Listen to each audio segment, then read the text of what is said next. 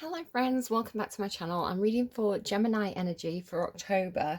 You got a little bit of spookiness coming through, so I wonder if you're planning something for Halloween. Some of you, it is the season, so I'm not surprised that we've got a little bit of the creepy crawling monsters coming out of the woodwork. So don't get too freaked out by that. Again, it's just October season, right? I've got an October birthday, so I kind of hate that people start Halloween early. I'm like, can we have my birthday and then do Halloween? But let's keep moving swiftly on. So, you've got a touch of this kind of like legal thing coming through. It does seem to be a bit of a theme for this set of readings. You've got the Justice card. If you want to go and look at Taurus's reading, maybe your Taurus Gemini cusp, you're dealing with the Taurus, you've got Taurus in your chart. They had the Justice card lots of times, so I was getting like really strong kind of maybe like a court system being involved in something. They did have this thing about the courts and children, so adoption systems, family court, things like this. So if that's something someone's going through, sending you strength, because you've got the strength card here, because that's a very, very stressful, challenging situation. Okay, so my own deck is actually involved. This is the deck I use personally, because I was like, I need my deck. I need to know more information here. So we've got kind of the big gun out here. There's a lot of energy to my own deck. I trust it quite a lot. It's not my own deck. I didn't make the deck. It's Ciro Marchetti, the Steampunk Tarot, but it's the one that I use kind of on the daily to pull cards for myself. So I know what it's talking about. When it has a message, I know what it means. What else do we have here? I feel like you're trusting your instincts a lot because you've got the panther twice, Gemini. The squirrel and the lizard. Yeah, the cards are talking for you. Got a lot to say. So I don't know if you've got a bit of a continuation of Taurus's reading. I think your last reading for October, what are we, September? I'm in September now. I should know what month it is. Your last reading for September did have this thing about, for maybe not all of you, maybe for some of you, this idea of kind of a child that you didn't have any paternity rights to or maternity rights to kind of being taken away from you. The example I think I gave in that reading, I think it was Gemini. It could have been Cancer, but my instinct says Gemini. It's funny I'm saying my instinct. I feel like instincts are a big thing for you for October. Yeah, it had this thing about kind of like maybe you were dating someone for several years. You were in a relationship with somebody who had children, and it's like you raised their children as your own, and then the relationship broke down, you separated, and then that child that you'd kind of like bonded with, you had no legal rights to, kind of like moved on to like away with the father. So I don't know if there's a touch of that coming through as well. It's not going to be for everybody. I'm going to give you different versions of what the cards are saying, but I do want to give you a heads up that is something that I'm seeing here. And again, like I say, it does seem to be a continual message. And sometimes when that happens, when I'm getting a message in multiple readings, it's because it's something going on in the collective consciousness. So it might be something that's happening in the news. Maybe we're going to see something in the news. Maybe we're going to see something to do with like changes to the law, or this could be something to do with politics. So just a heads up that might be kind of like an overarching message. Okay, gems. So the first thing that came out for you in between readings was the card that says tent, and it says temporary situation. So it could be that you're going camping. It could be that you're maybe between homes. Maybe you're couch surfing. Maybe it's even like an Airbnb type thing. You're looking for a place to stay.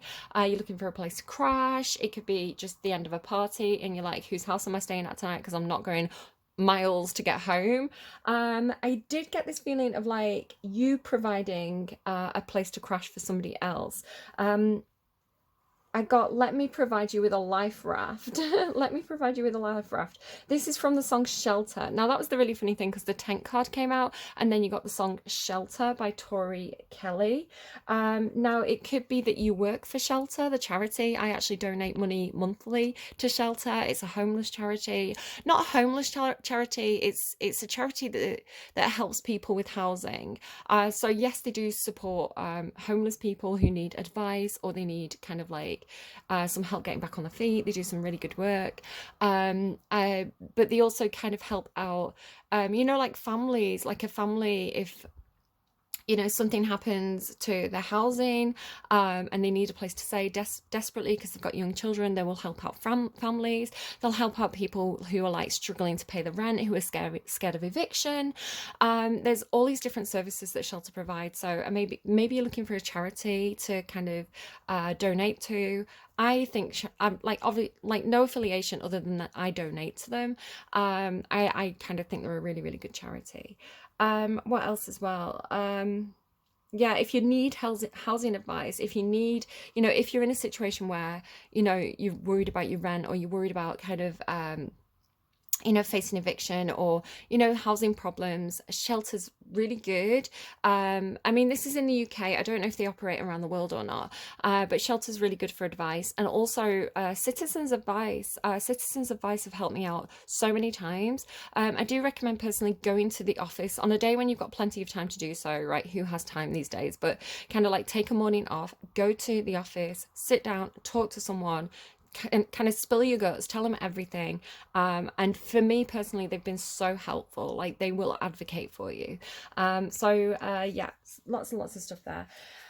So yeah, for some of you, there could be somebody who's coming to you because they've got no place to stay, or because they're kind of in between houses, in between jobs, you know, they need a helping hand. You've got all this, you literally have in need of help, assistance and guidance. Now this came out after, so I got these intuitive messages in between readings, and this came out for you today, in need of help, assistance and guidance. So you or somebody else absolutely is like maybe looking for a handout, looking for help, looking for advice. So yeah, take it as it resonates. You're either looking for this in October, or you're giving this in October. But again, it's got these two people. So one person is like, I need help, and the other person is, let me provide you with a life raft. Let me help you out. Let me give you a place to crash. Like, come and sleep on my sofa until you get back on your feet. So you've got this kind of like two energies coming through. So in that song by Tori Kelly, she says, I could be your shelter, I'll be your blanket when it's cold. So for some of you, there is a romantic element to this relationship. It's not for all of you. I'm reading it in different ways. It's different in your cards. For some of you, it's kind of like, because of some of the other songs that we're playing, and all the songs should be down in the description box below for you, if you want to go and check those out. But I was getting this energy of someone who's like, maybe in quite a light relationship. You know, you have that song what are we by, I think it's Olivia O'Brien. What are we? So it's kind of like, are we like friends who hook up? You know, are we just messing around here? Are we boyfriend girlfriend? Are we something serious? Like, and it was coming through with this quite light-hearted energy of, you know, I'm not kind of being needy here, but I would like some clarity. I would quite like to know what this relationship is. So I do have this feeling of the person who's giving support, right? The person who's providing a place for this person to crash, being a little bit like, are you just using me because you've got nowhere else to go? So it's kind of like, you know, if I call this person for a booty call, I'm going to have somewhere to sleep for the night. Or is this something a bit more serious? So there's this doubt coming through for some of you. What else do you have? There could be something about, so I was getting this thing through. It's funny, you've got a chameleon here as well, like the lizard. I was getting this kind of, yeah, connections as well. Okay, so the spider there, so that's another note. So with the chameleon energy coming through for you, I was getting this kind of kaleidoscope energy. Now it could be you. I do see Geminis having this kind of kaleidoscope shifting energy. It's kind of like you can change your colors because you're Gemini, right? You're the twins.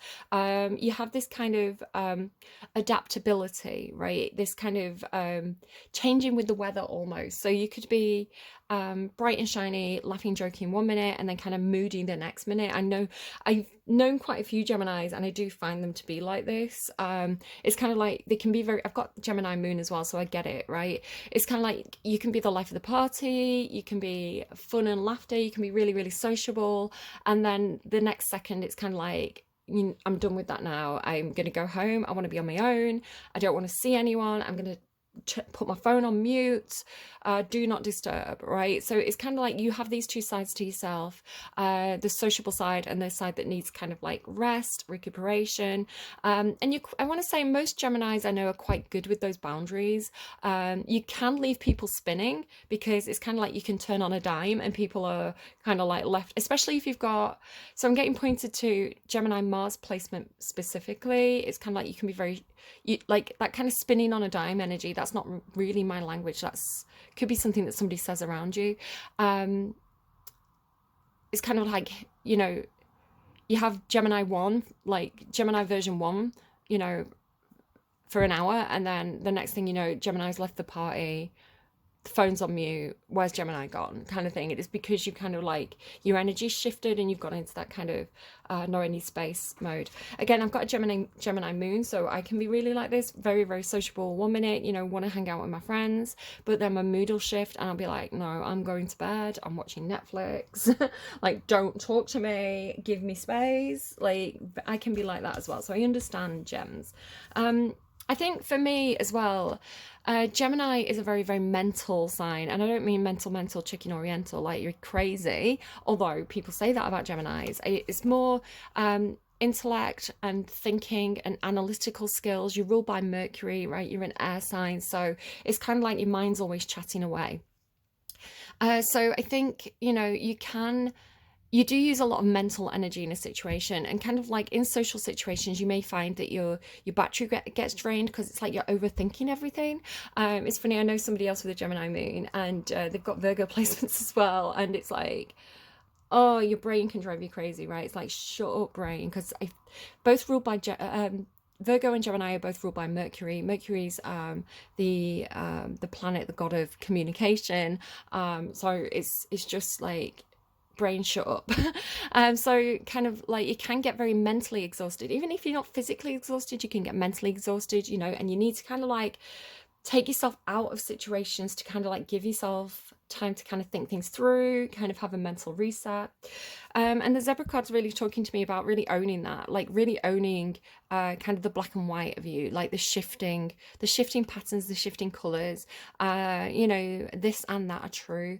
And that being part of your identity. Like your identity is that you're adaptable. Your identity is that you're not fixed. The identity is that you're, shiftable and mutable. I don't know if you're a mutable sign. I kind of want to check that out. I'm just going to pause and check that. Do you see how fast I'm talking as well? Like the Gemini Mercury energy, it's like boom, boom, boom, boom, boom. Like my thoughts are going like I'm feeling very scattered, very talkative, very hyper. It's funny, I was like this in work as well yesterday. In between like finishing Taurus's reading, stepping into Gemini energy, I was just like, I couldn't shut up. When you can hear yourself talking and you're like, oh my God, why are you so hyper, woman? So by the end of the day in work, I was like, I'm gonna go, because all I'm doing is distracting everybody else. I keep stopping what I'm doing and chatting. I was like, I'm driving myself crazy. So that kind of like very, very hyper Gemini energy could be, if you're not feeling it now, October could be a very, very hyper month for you. Hold on. Yep. So Gemini is a mutable sign. So I've got a little chart here. You can just Google, you'll probably find things like this. It says strengths, adaptable, intuitive, harmonious, low key. Weaknesses, absent-minded, unreliable, and erratic. The thing with being absent-minded as an air sign or as somebody with a lot of Mercury in the chart, it's because it's almost like, I'm not here to diagnose anyone, right? But I'd say there's similarities with like people who are experiencing ADHD. It's kind of like there's just like fire. It's like your brain's firing on all cylinders, right? There's so much chatter going up there. There's so many thoughts. They're coming so fast, so thick. So it's kind of like, how can you focus on one thing? So you may come across as being very absent-minded, very forgetful, maybe a bit dreamy, but it's not necessarily that so much as your brain's, you've got so much going on that it's hard to kind of like focus on one thing and remember one specific thing. So yeah, like I say, I'm not diagnosing anyone. I'm just saying that I can see the parallel. So with the shifting energy, I'm getting the energy, not all of you, for some of you, and maybe this is someone you're dealing with as well, but it's like somebody who can fit in with, it's almost like people from different backgrounds. So the way it's coming through for you is somebody who is, how do I explain this without, it's like maybe, because you've actually got the word I'm really, really nervous of saying something that's coming across as offensive. So I'm just trying to pick my words carefully. So something that did come through for you in regards to something else, well, you've got Venus in the seed. So here you go, Venus and the seed, which could be talking about baby making, right? Venus energy is kind of like sexual energy. The seed can talk about something that's going to grow into, it could be pregnancy, right? It could be just that you're nurturing something with love, right? But it could also, especially with the zebra, you've got this almost like, they're giving me Michael Jackson now. It don't matter if you're black or white. So I'm getting the impression of somebody who is like multiracial, multi-ethnicity. So maybe like your mother's from one place, your father's from another place. I'm getting lots of different examples of this, so I'm not going to say any specific places. But I looked up Tori Kelly. So I was already looking up, no, I'm just going to say Tori Kelly. So Tori Kelly, her most recent album, I saw the artwork of it and I was like, wow, she's looking a lot darker than I remember her looking. She looks brilliant. She looks gorgeous. She looks stunning. But I was a bit like, oh, that's a bit of a change, because when I think of Tori Kelly and what I've known of her so far, I assumed she was white.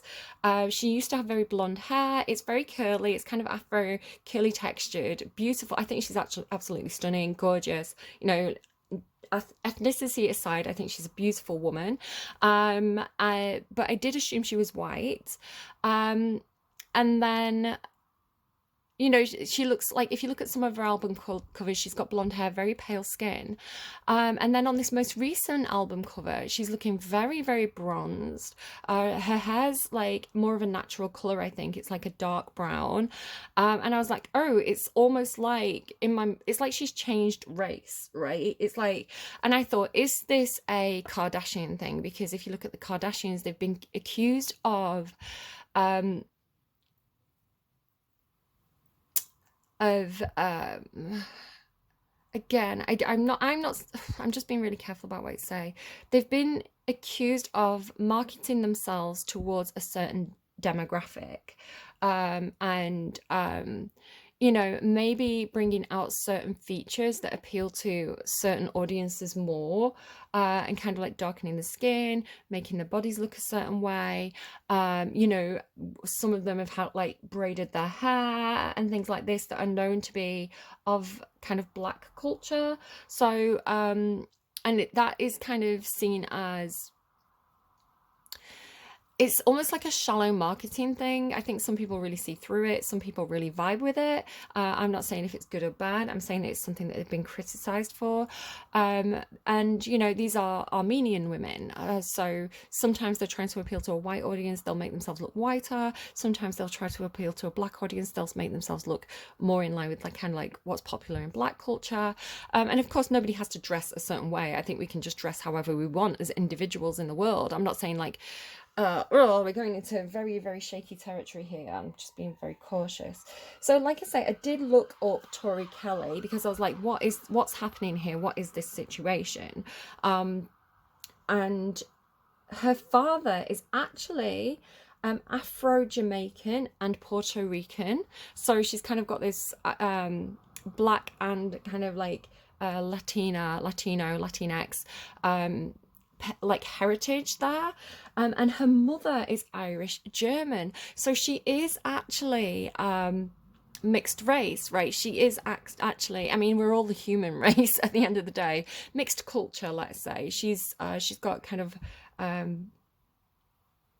all these different influences from her parents. So I was like, well, that's, you know, to me, I was like, well, that's okay. That's okay if she wants to draw out her, you know, as somebody who's you know, stepping in between different cultures here, you know, if she wants to kind of like emphasize her kind of European heritage more, dye her hair blonde, light, keep her skin quite light. She's entitled to do that. If she wants to kind of like embrace her father's parentage more and kind of like have her kind of natural hair color and, really kind of like get that gorgeous deep tan, she's well within her rights to do that. I mean, who, like, at the end of the day, no matter how we want to look, whichever culture we want to embrace, really that's our choice at the end of the day. And yes, we can face very valid criticism for that, but you know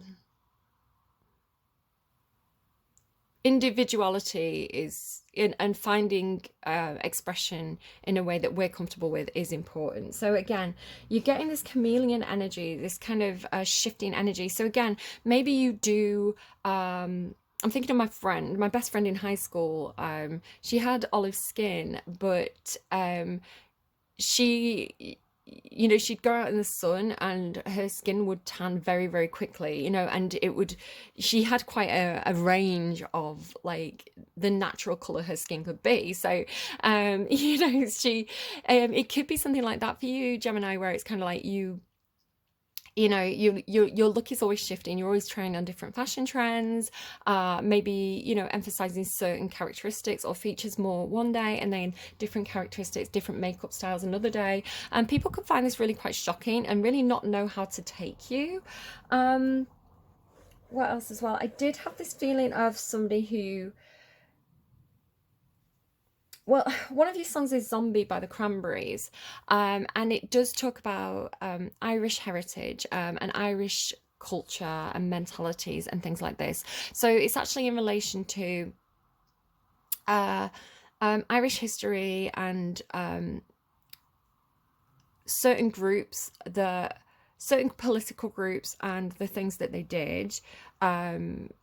You can look up the history of that song and the context of it if you want. I've talked about it in readings in the past. So like I say, it could be, and Tori Kelly as well, her mother's got Irish heritage. So there could be something about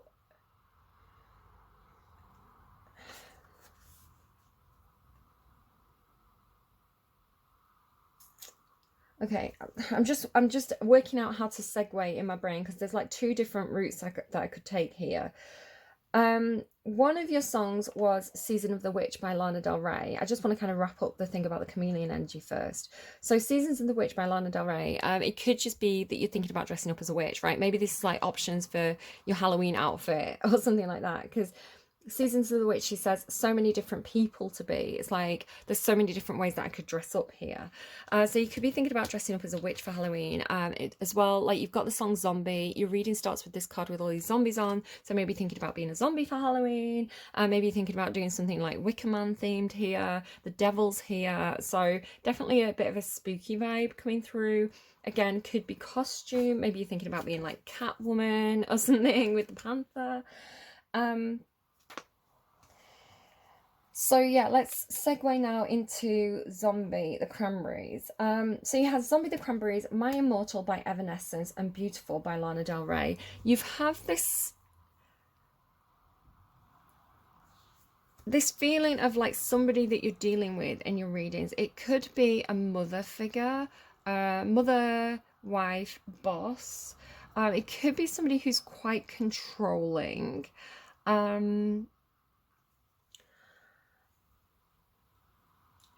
I've got this sense of, because this card gives me like somebody who's kind of like elderly, right? It's kind of like mother, child, grandparent. And then here as well, there's this like, well, here there's this like young family on this card. And like here, there's this like grandmother teaching the granddaughter how to kind of like do this job. So I feel like there is a family dynamic in your reading coming through. And I do feel like there is this older relative, this older person coming through who, again, perhaps they're a little bit controlling, they were a little bit controlling.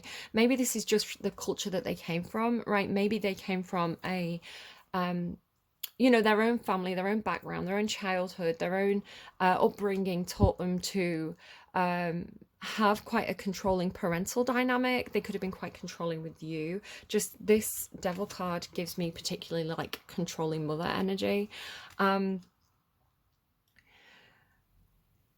They could be quite controlling with finances, perhaps. Like this could be, they could use finances as a way to control people, or something to do with like job or education, just with this energy here.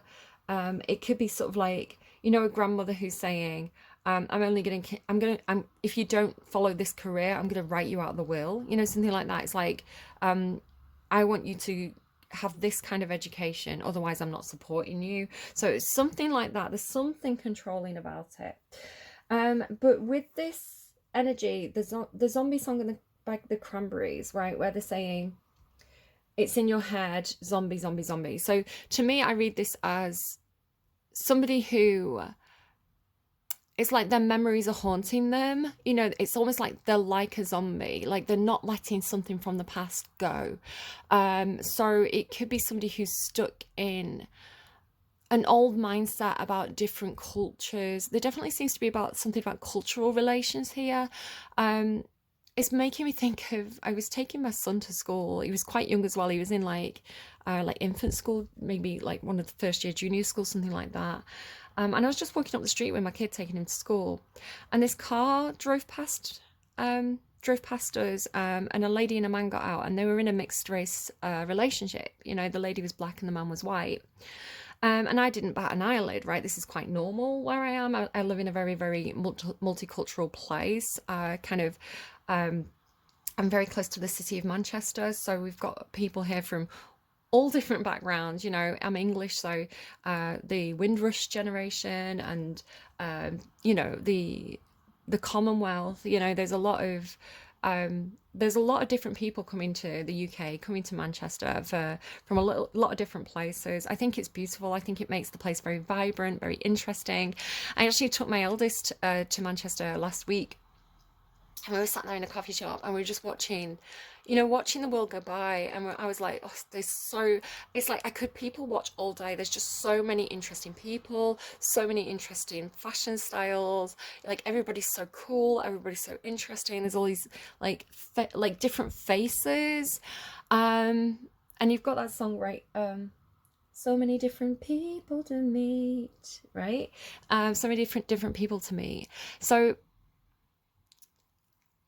yeah, like multiculturalism to me it makes life richer. As somebody who studied humanities, right? To me, it's like I like, cultural melting pots where everybody's kind of, sharing their culture and embracing their culture and dabbling in different cultures that, and kind of like having that very, very positive 10 of Cups energy where everybody's kind of living really close to each other and sharing their different, backgrounds and traditions. I think it's really beautiful, and very positive. But like I say, this mixed race couple kind of like pulled up and got out of the car, and they were just going to the shop, young couple minding their own business, gorgeous, and this old woman next to me, and I don't think she was all there. I think she may have had some kind of mental issues going on. Sorry, I laughed a bit there. I don't mean to make light of people who are going through who have mental issues, right? Who are maybe not neurotypical, or people who maybe have some kind of mental health problem. I'm not kind of making fun of that in any sort of way. I really have to clarify that. I mean, I'm more laughing at this woman because she was so out of touch. That's kind of why I was laughing. But she didn't seem like she was fully present, let's put it that way. And she was so offended by this mixed race couple, and she thought it was shameful, and she thought it was, she had things to say about it, let's put it that way. So just walking next to me, decided to start voicing her opinion to me. And I was like, I don't see what the problem is, and it's like, if an older woman starts talking to you, even if they're saying something that's really, you don't agree with it and what they're saying isn't right, you're in an awkward position, because I think we're taught to respect our elders, right? And especially if you think that they're, like I say, not fully present, right? Not all the dials in the clock are kind of like ticking over quite perfectly. And again, not to say, there's some older people who keep like a really fine, keen intelligence right to the end of their life. There's some people who stay sharp. This lady wasn't sharp, right?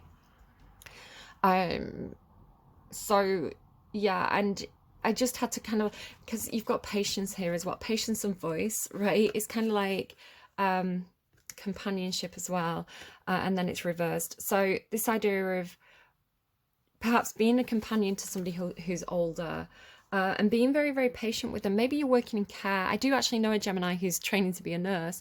So it's like maybe you're working with elderly people. Maybe they really like to, they want a companion. They're looking for someone to talk to, but maybe some of the things that they're saying aren't very politically correct at this time. Maybe this is like an older relative for you. And so needing to be very patient and understanding that, it's important for them to share their memories. It's important for them um, to process things and to say things, because that's part of who they are, right? That's part of their identity. That's part of like the experiences that they've had. So we could be talking about someone who's who's perhaps very old and maybe going a little bit senile. Maybe they're a war veteran, right? So maybe they've got very strong opinions about certain countries. If you talk about like America and Russia in the 50s, they were not very friendly, where I think a lot of younger people and the ability to travel and the how we have like the internet now, where we can talk to people from around the world and really kind of like see different points of view in a more direct way. In the 50s they didn't have that, so all they really had was whatever political propaganda was being pumped through the televisions and the newspapers. It's not like they could just like take a trip to Russia and go speak to someone and be like, hey, what's happening here? So now with our ability to kind of like do that and kind of like look at what people are saying directly, I think we have much more empathy and understanding of an awareness of the complexities of kind of political situations, where again somebody who's perhaps grown up in a certain mindset, which again is the culture that they've grown up in, can sometimes have very, very fixed views, especially towards the end of the life. So again, the idea of zombie, it's in your head, they're still fighting, right? It's like maybe it's somebody who's got dementia or Alzheimer's, and if you I haven't had direct Alzheimer's training. I wish I had. Excuse me, my tummy's rumbling. I wish I had. People in work had Alzheimer's training. I unfortunately missed that meeting. But I did say, tell me everything. I want all the information, afterwards. And something really important that came out of that training was, if somebody says something that's not true, if somebody has a delusion, it's really important not to correct them, right? Because it can really be very, very traumatizing for them. It can be really distressing. So for example, we had this lady that used to come into the coffee shop, and she used to say, she used to talk about a husband who died years ago as though he was still alive. And it was really important to not say, oh, remember your husband's dead. I'm laughing again because I find it cathartic to laugh at things that are like hard. It's just, again, I think that's part of my Gemini energy, is to kind of like laugh at the scary things, right? It like takes the power away from the scary things and gives me the power back. It doesn't mean that I'm disrespecting it. It means that that's my coping mechanism. So we're told like, you don't correct her because that could be very distressing for her. It's like all those, it could bring back all the, if she's thinking that her husband's alive and you say, no, your husband's dead, like, how would you feel, right? You'd be like, you'd spiral. So it's really important to just let them talk and be like, okay, maybe gently change the topic, maybe just, if they're living in a delusion, almost, don't do anything. It's almost like, people say if somebody's sleepwalking, you don't wake them up because they can get very distressed. You kind of just very gently lead them back to bed. So again, somebody could definitely be dealing with an older relative like that. My immortal, Your presence still lingers here and it won't leave me alone. I'm so tired of being here, suppressed by all my childish fears. So again, there could be something for you personally, Gemini, where you know, it's like a voice from the past is still haunting you. Again, this could be, you know, if you had a very, very critical parent, you know, especially like a critical mother, it's like that critical voice is almost like a devil on your shoulder. It's like almost like a subconscious kind of like always telling you you're not good enough. But they're showing me Mother Gothel. So I don't know if somebody has a mother like Mother Gothel from Tangled. I'm sorry, my tummy's rumbling. I'm on some tablets and I have to kind of like wait for hours between, like I have to eat, wait a couple of hours, take the tablet, wait an hour, eat. So I'm in that kind of like waiting, and my tummy's like, I want breakfast. I'm like, you've had a tea cake, and my tummy's like, it's not enough. Yeah, your presence still lingers here. So it's kind of like being haunted by memories, or haunted by the memory of a certain person, something like that. But then the really lovely thing, and what I want to say is your energy, Gemini. It's like you're coming in saying, I can turn blue into something beautiful, right? It's like I can shift this situation. I can turn sadness into something cathartic and poetic and gorgeous, right? It's like I can turn my bad experiences into art. I can turn my bad experiences into a song. It's one of my favorite songs by Lana Del Rey. I can turn blue into something beautiful. She says, what if Picasso had never been sad? There never would have been a blue period, right? It's like we've got all these masterpieces because Picasso had a tough time, because he was sad. So you know, understanding how our experiences shape us and having gratitude for that, both the good and the bad. It's almost like this, like, how could you thank someone? How could you go to someone and say, thank you for raising me when they were such a tyrannical parent? It's like, because they made you who you are, because they made you tough, right? Or because they taught you lessons. And that doesn't mean that, you know, it's the lessons that they were intentionally teaching you, but they taught you something through that experience, right? Whether it's intentional or not. And they've made you who you are today. And again, they may have given you a really, really tough time, but, you know, it could be that thing about being a survivor and being somebody who can look back and say, you know, you taught me how not to parent. You taught me like how I can be a better parent myself, how I can raise my kids properly, because I know the things that you shouldn't do because you did those to me. You know, it could be something like that. And again, this idea of kind of like supporting someone and saying like, I know you're sad. And maybe no one's ever taught you a growth mindset. Maybe no one's ever taught you how to take something hard and turn it into something wonderful, right? And it is a state of mind, right? It is that kind of the idea of like a growth mindset. Yes, we can talk about toxic positivity. Toxic positivity is not a good thing, but arming ourselves with a toolbox where we can face hardship and we can go through tough times and still keep ourselves afloat and still have those survival tools to be like, do you know what? Tomorrow's another day. Today sucked. I'm not going to put a positive spin on that. What lessons can I take from that? What can I take from this and move forward with? And what do I have to leave behind in the past? So yeah, it's all about a very, very mature approach to life. I didn't think you had much. I thought you were going to have a short reading, Gemini, but a lot is coming through.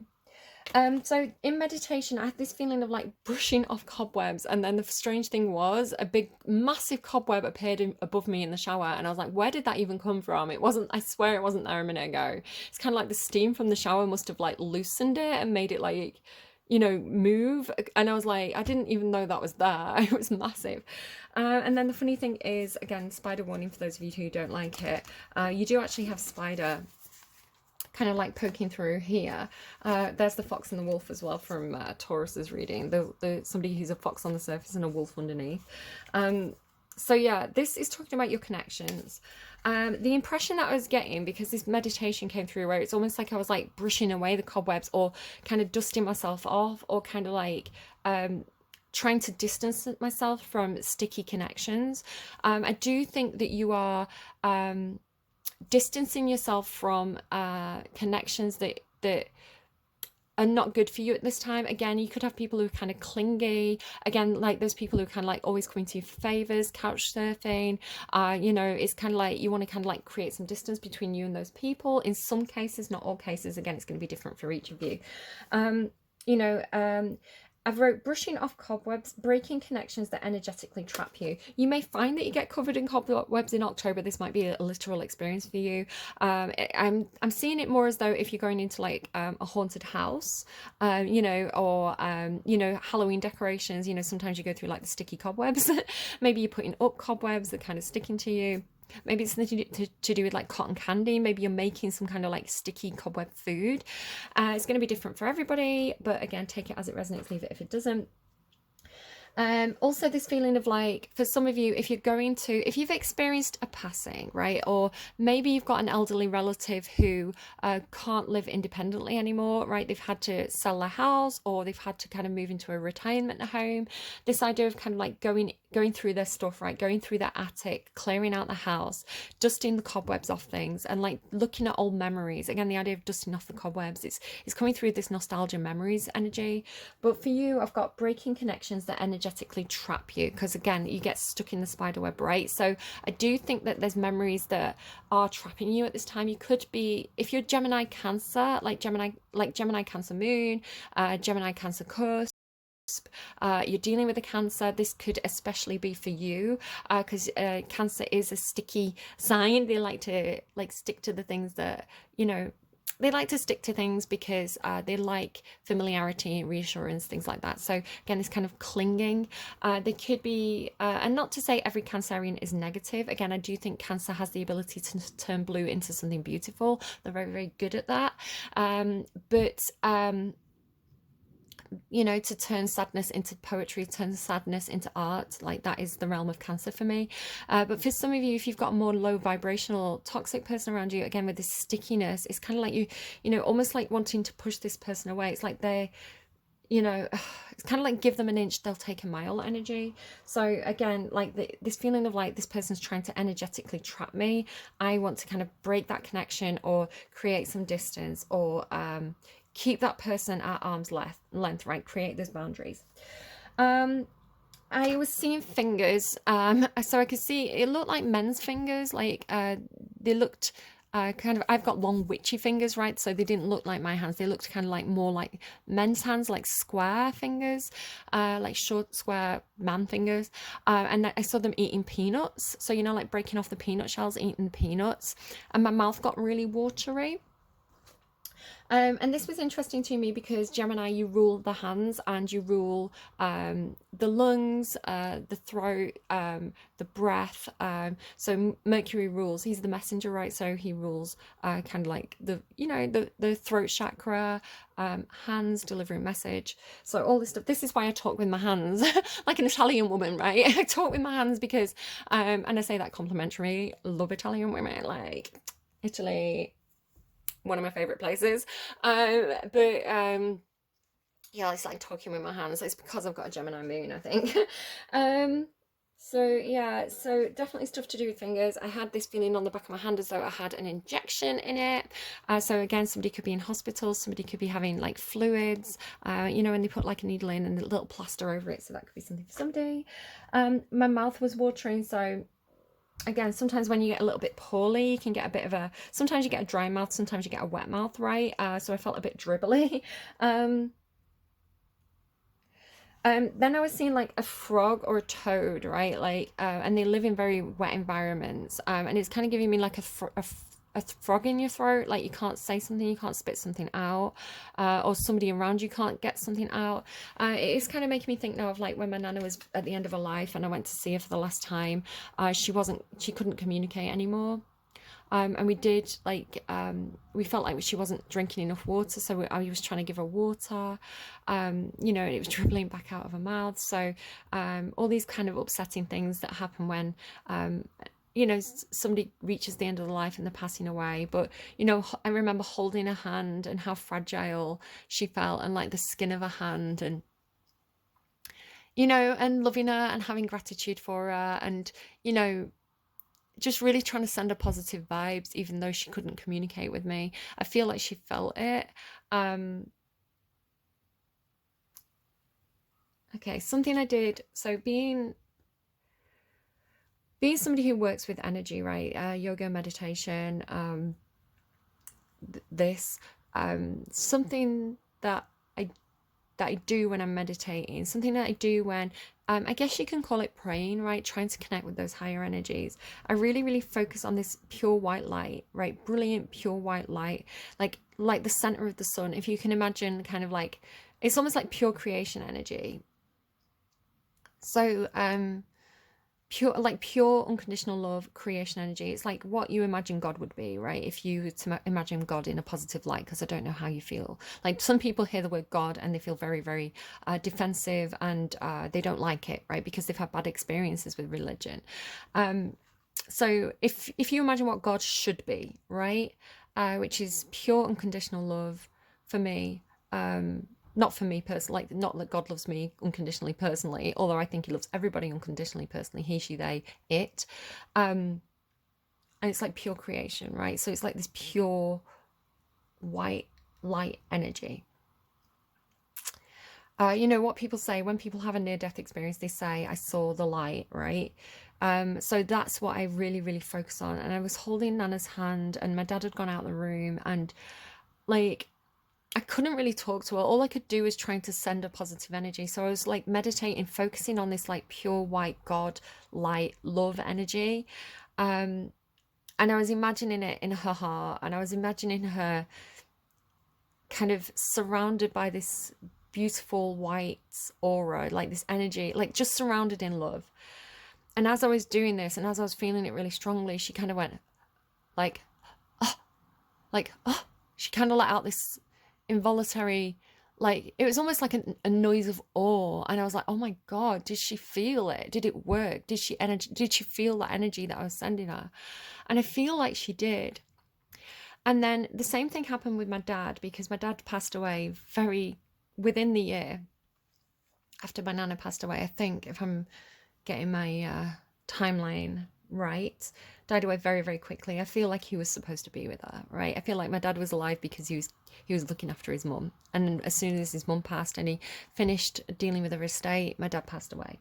Because I do feel like, you know, the mother-son bond between them was so strong. Like, I feel like them, you know, maybe they're going into their next life and they're meant to be together. Like, those two were so, there's so much love there, such a tight bond. Like, I don't think,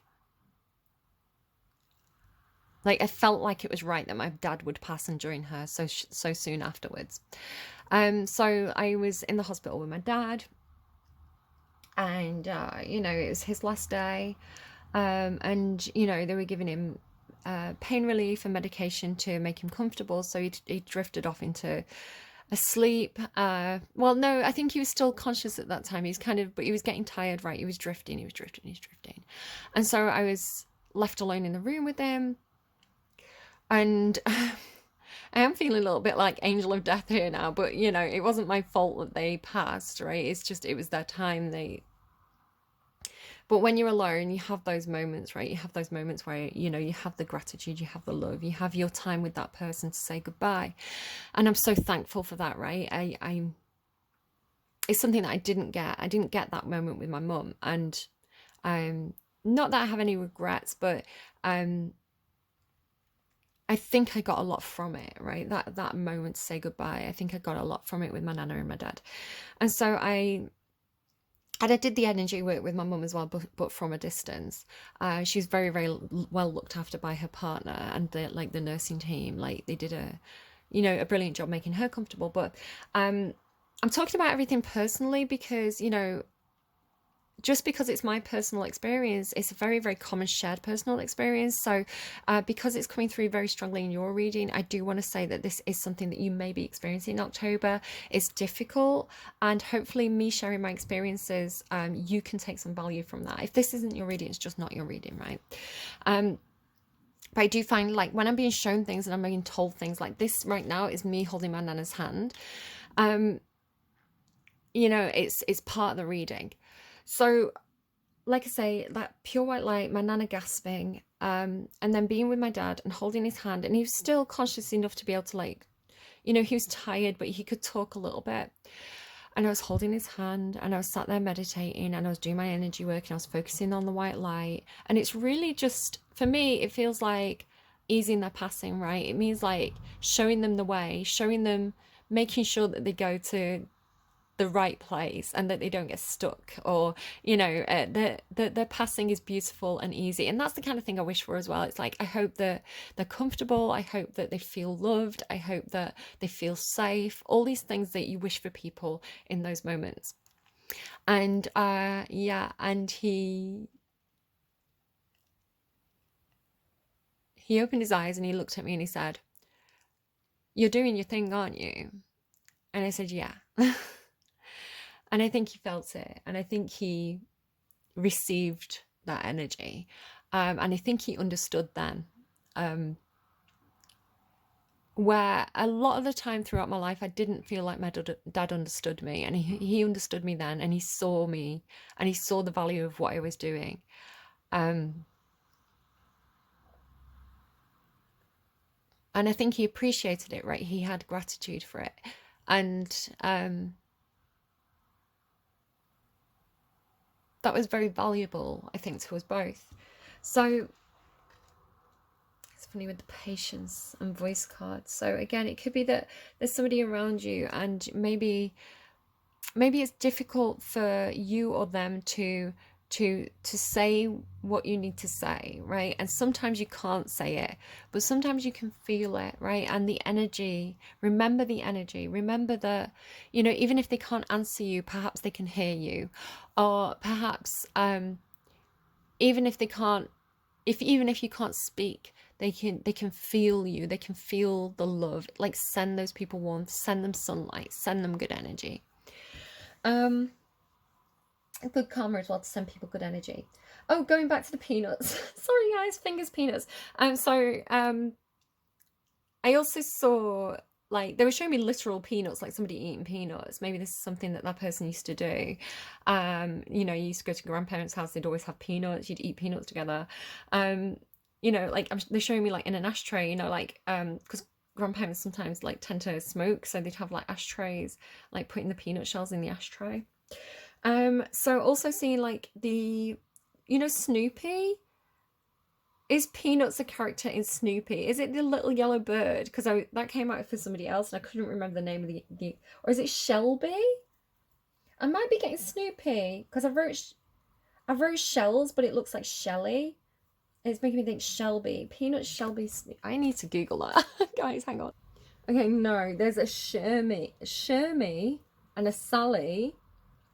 So we've got Charlie Brown, Snoopy, Lucy Van Pelt, Woodstock, the little guy's called Woodstock, Peppermint Patty, Linus Van Pelt, Marcy, Sally Brown, Schroeder, Pigpen, Franklin, Rerun Van Pelt, Shermy, Violet, Patty, Frida. Okay, I don't know, maybe some of those names mean something to somebody, but I was kind of making me think of that as well. I feel like it was Capricorn that got that, but I can't be sure. Yeah, Frog Toad, Water in the Mouth. I also got that Lump song. She lives alone in a boggy marsh. That song. So muddy PJs. Somebody could have muddy PJs. Again, if you're dealing with an older person who is struggling to look after themselves, you know, maybe it's like they did the gardening in the PJs, and they're just like, and you're like, why are your pajamas so muddy? There could be a situation like that for someone. It says, she's in my head. She's in my head. So that's making me think of the Zombies song, In My Head. Zombies, My Immortal and Beautiful, all randomized on Spotify for you. Lump was an intuitive song. I got the song Lump before I got the songs on Spotify. So this idea of something in someone's head keeps coming through in different ways. And it says totally confused. So what is it?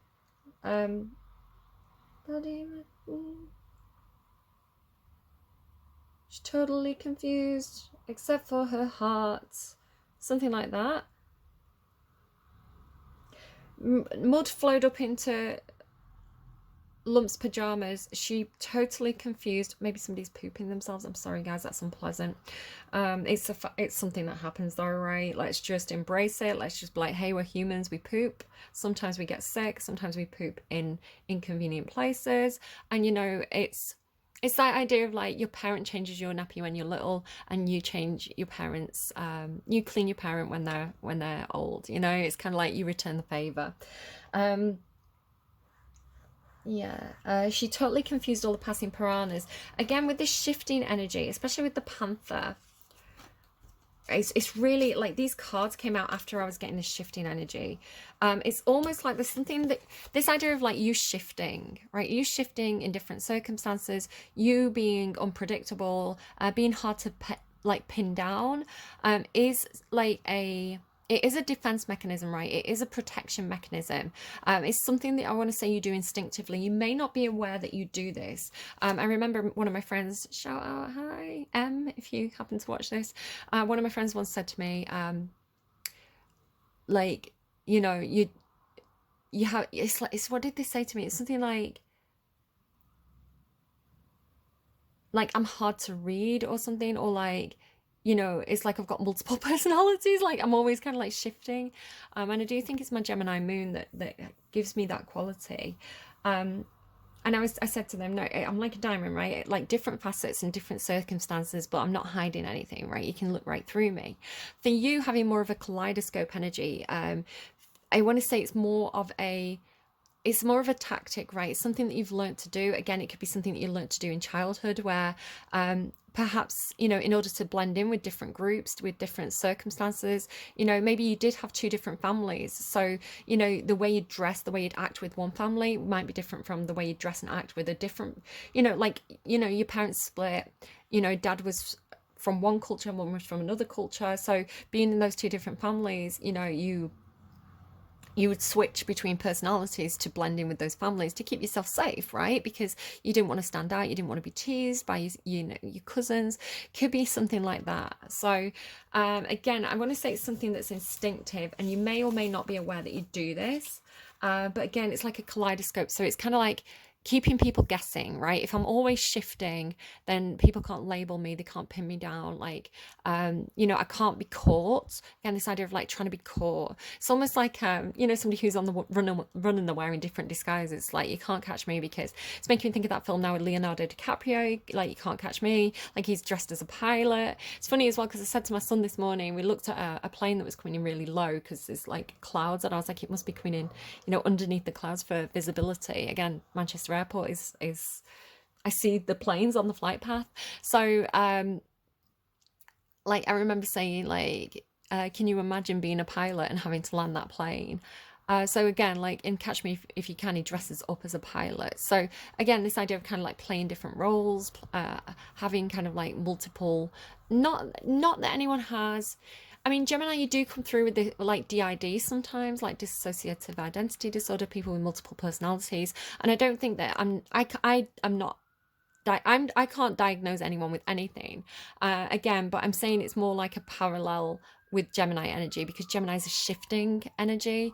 You know, you do find it quite easy to shift between different versions of yourself, and none of those are false. Again, like the Libra diamond, none of those are false, right? You're just presenting different facets depending on the situation, and again, it's a survival skill. Puka. So there's a card in my big mega deck here. I think it's from this deck here, Deep Dark Dangerous Oracle. All these decks are by Stacey DeMarco that I'm holding in my hand right now. There's one that's called Puka, and it's a goat. So you could have something to do with Capricorn energy. You've got a couple of Capricorn cards, but it was mischief in reverse. The card was reversed, so it's kind of like, don't be mischievous right now, or don't be, because you're mercurial, you're ruled by Mercury. He is a trickster god. So again, I do know, again, having a couple of Geminis I've been close to in my life, some good, some bad, right? Some of those have been good relationships, some of them have been bad relationships. But I'm thinking about a work colleague that I had, who was Gemini, and she was such a trickster in the most glorious, beautiful, like childlike fun way, right? She really loved kind of like, you know, sometimes she'd say something so convincingly and you'd think it was true, and then she'd be like, haha, tricked you. Oh, did you really believe me? Oh. And she was so funny, and yeah, really, really gorgeous character. But it was hard. Sometimes it was hard to read her, and sometimes you didn't know if she was telling you the truth or not, because she was always shifting. But I loved her to pieces. One of my best work friends that I've ever had. So yeah, but it might be like something like now's not the time for mischief. So again, if somebody's mind is playing tricks on them, again, maybe you're dealing with like an older relative who's or somebody on medication as well. You know, if somebody's on like pain medication, sometimes it can make things, you know, it can give them that kind of fog brain. Again, with like the clouds, it's like be patient with the clouds. You know, it can be, it's like pick your words carefully. Don't add to this person's confusion. Don't think it's funny to kind of like trick them. For example, you know, my granddad, he would get everybody's names wrong. This is something I do as well. I think it's something in like the way that our brains wired, to be honest, rather than it being like an old age thing. But he'd always be calling me by my cousin's names and things like this. He'd always get my name wrong, and I get everybody's names wrong all the time. I can't help it. It's just the way my brain's wired. But it's almost like, you know, if somebody's confusing you with your sibling, like an older relative's confusing you with your sibling, it's like maybe you'd find it fun to kind of like play with that and be like, oh no, I'm this person, I'm this person. It's, you know, don't confuse somebody. It's like there's a time and a place to be a trickster, right? And if somebody's kind of like, it's kind of like that, the joke's on them or the joke's on you kind of thing. It's like it's not nice to play with somebody when they're not in a good space, right? Um, October moon. So you could be planning a movie night for Halloween. I was getting October moon, October moon. Somebody could have a Libra or Scorpio moon. I've got a Gemini moon, so hi, shout out the moon placement gang. Yeah, but October moon. So October is Libra, Scorpio, so check out your moon. But October Moon's a horror movie from 2005. So again, I've not watched it, but I was like, I think that's the title of the movie. I'll check it out. The Hangman came out in reverse, and it was giving me Burning Man Festival. It makes me think of the Wicker Man. So maybe you're going to some kind of harvest festival. I don't know. Maybe you want to watch that Midsummer movie. That's really good as well if you're looking for kind of like a creepy movie for Halloween. Yeah, that's your intrusive messages. Sorry, there's so many, Gemini. Like I say, brain does not shut up. I've got a Gemini moon, and it really, really kind of, it's gone full throttle for you at the moment. Right. So the cards that have come out that I've not spoken about yet. So you do have a lot of stuff about the hands, right? All this stuff about the hands coming through, warning you of a problem either now or in the future, in need of help, assistance, and guidance. So again, you know, somebody could be asking for a helping hand. This could be an elderly relative. You could be helping out an elderly relative because you can see that they need assistance. Maybe this is your way of saying thank you for raising me. Thank you for guiding me as we were growing up. Again, I don't know your relationships with different people. It could be, there is this 3 generations involved, because this always looks to me like a mother, right? It's like the mother watching the child and the grandparent kind of have this connection, but she always looks a bit unhappy to me. So this is sometimes like somebody who doesn't understand a connection. Just looking here as well, like this thing about the hands coming through in all of these. Ace of Cups as well, that's your unconditional love, like the love overfloweth. And I want to say, is this kind of like generational leap where it's almost like the mother feels left out. So there could be, and again, it doesn't have to be this specific dynamic, but there could be a situation where like generationally the grandchild gets on really well with the grandparent.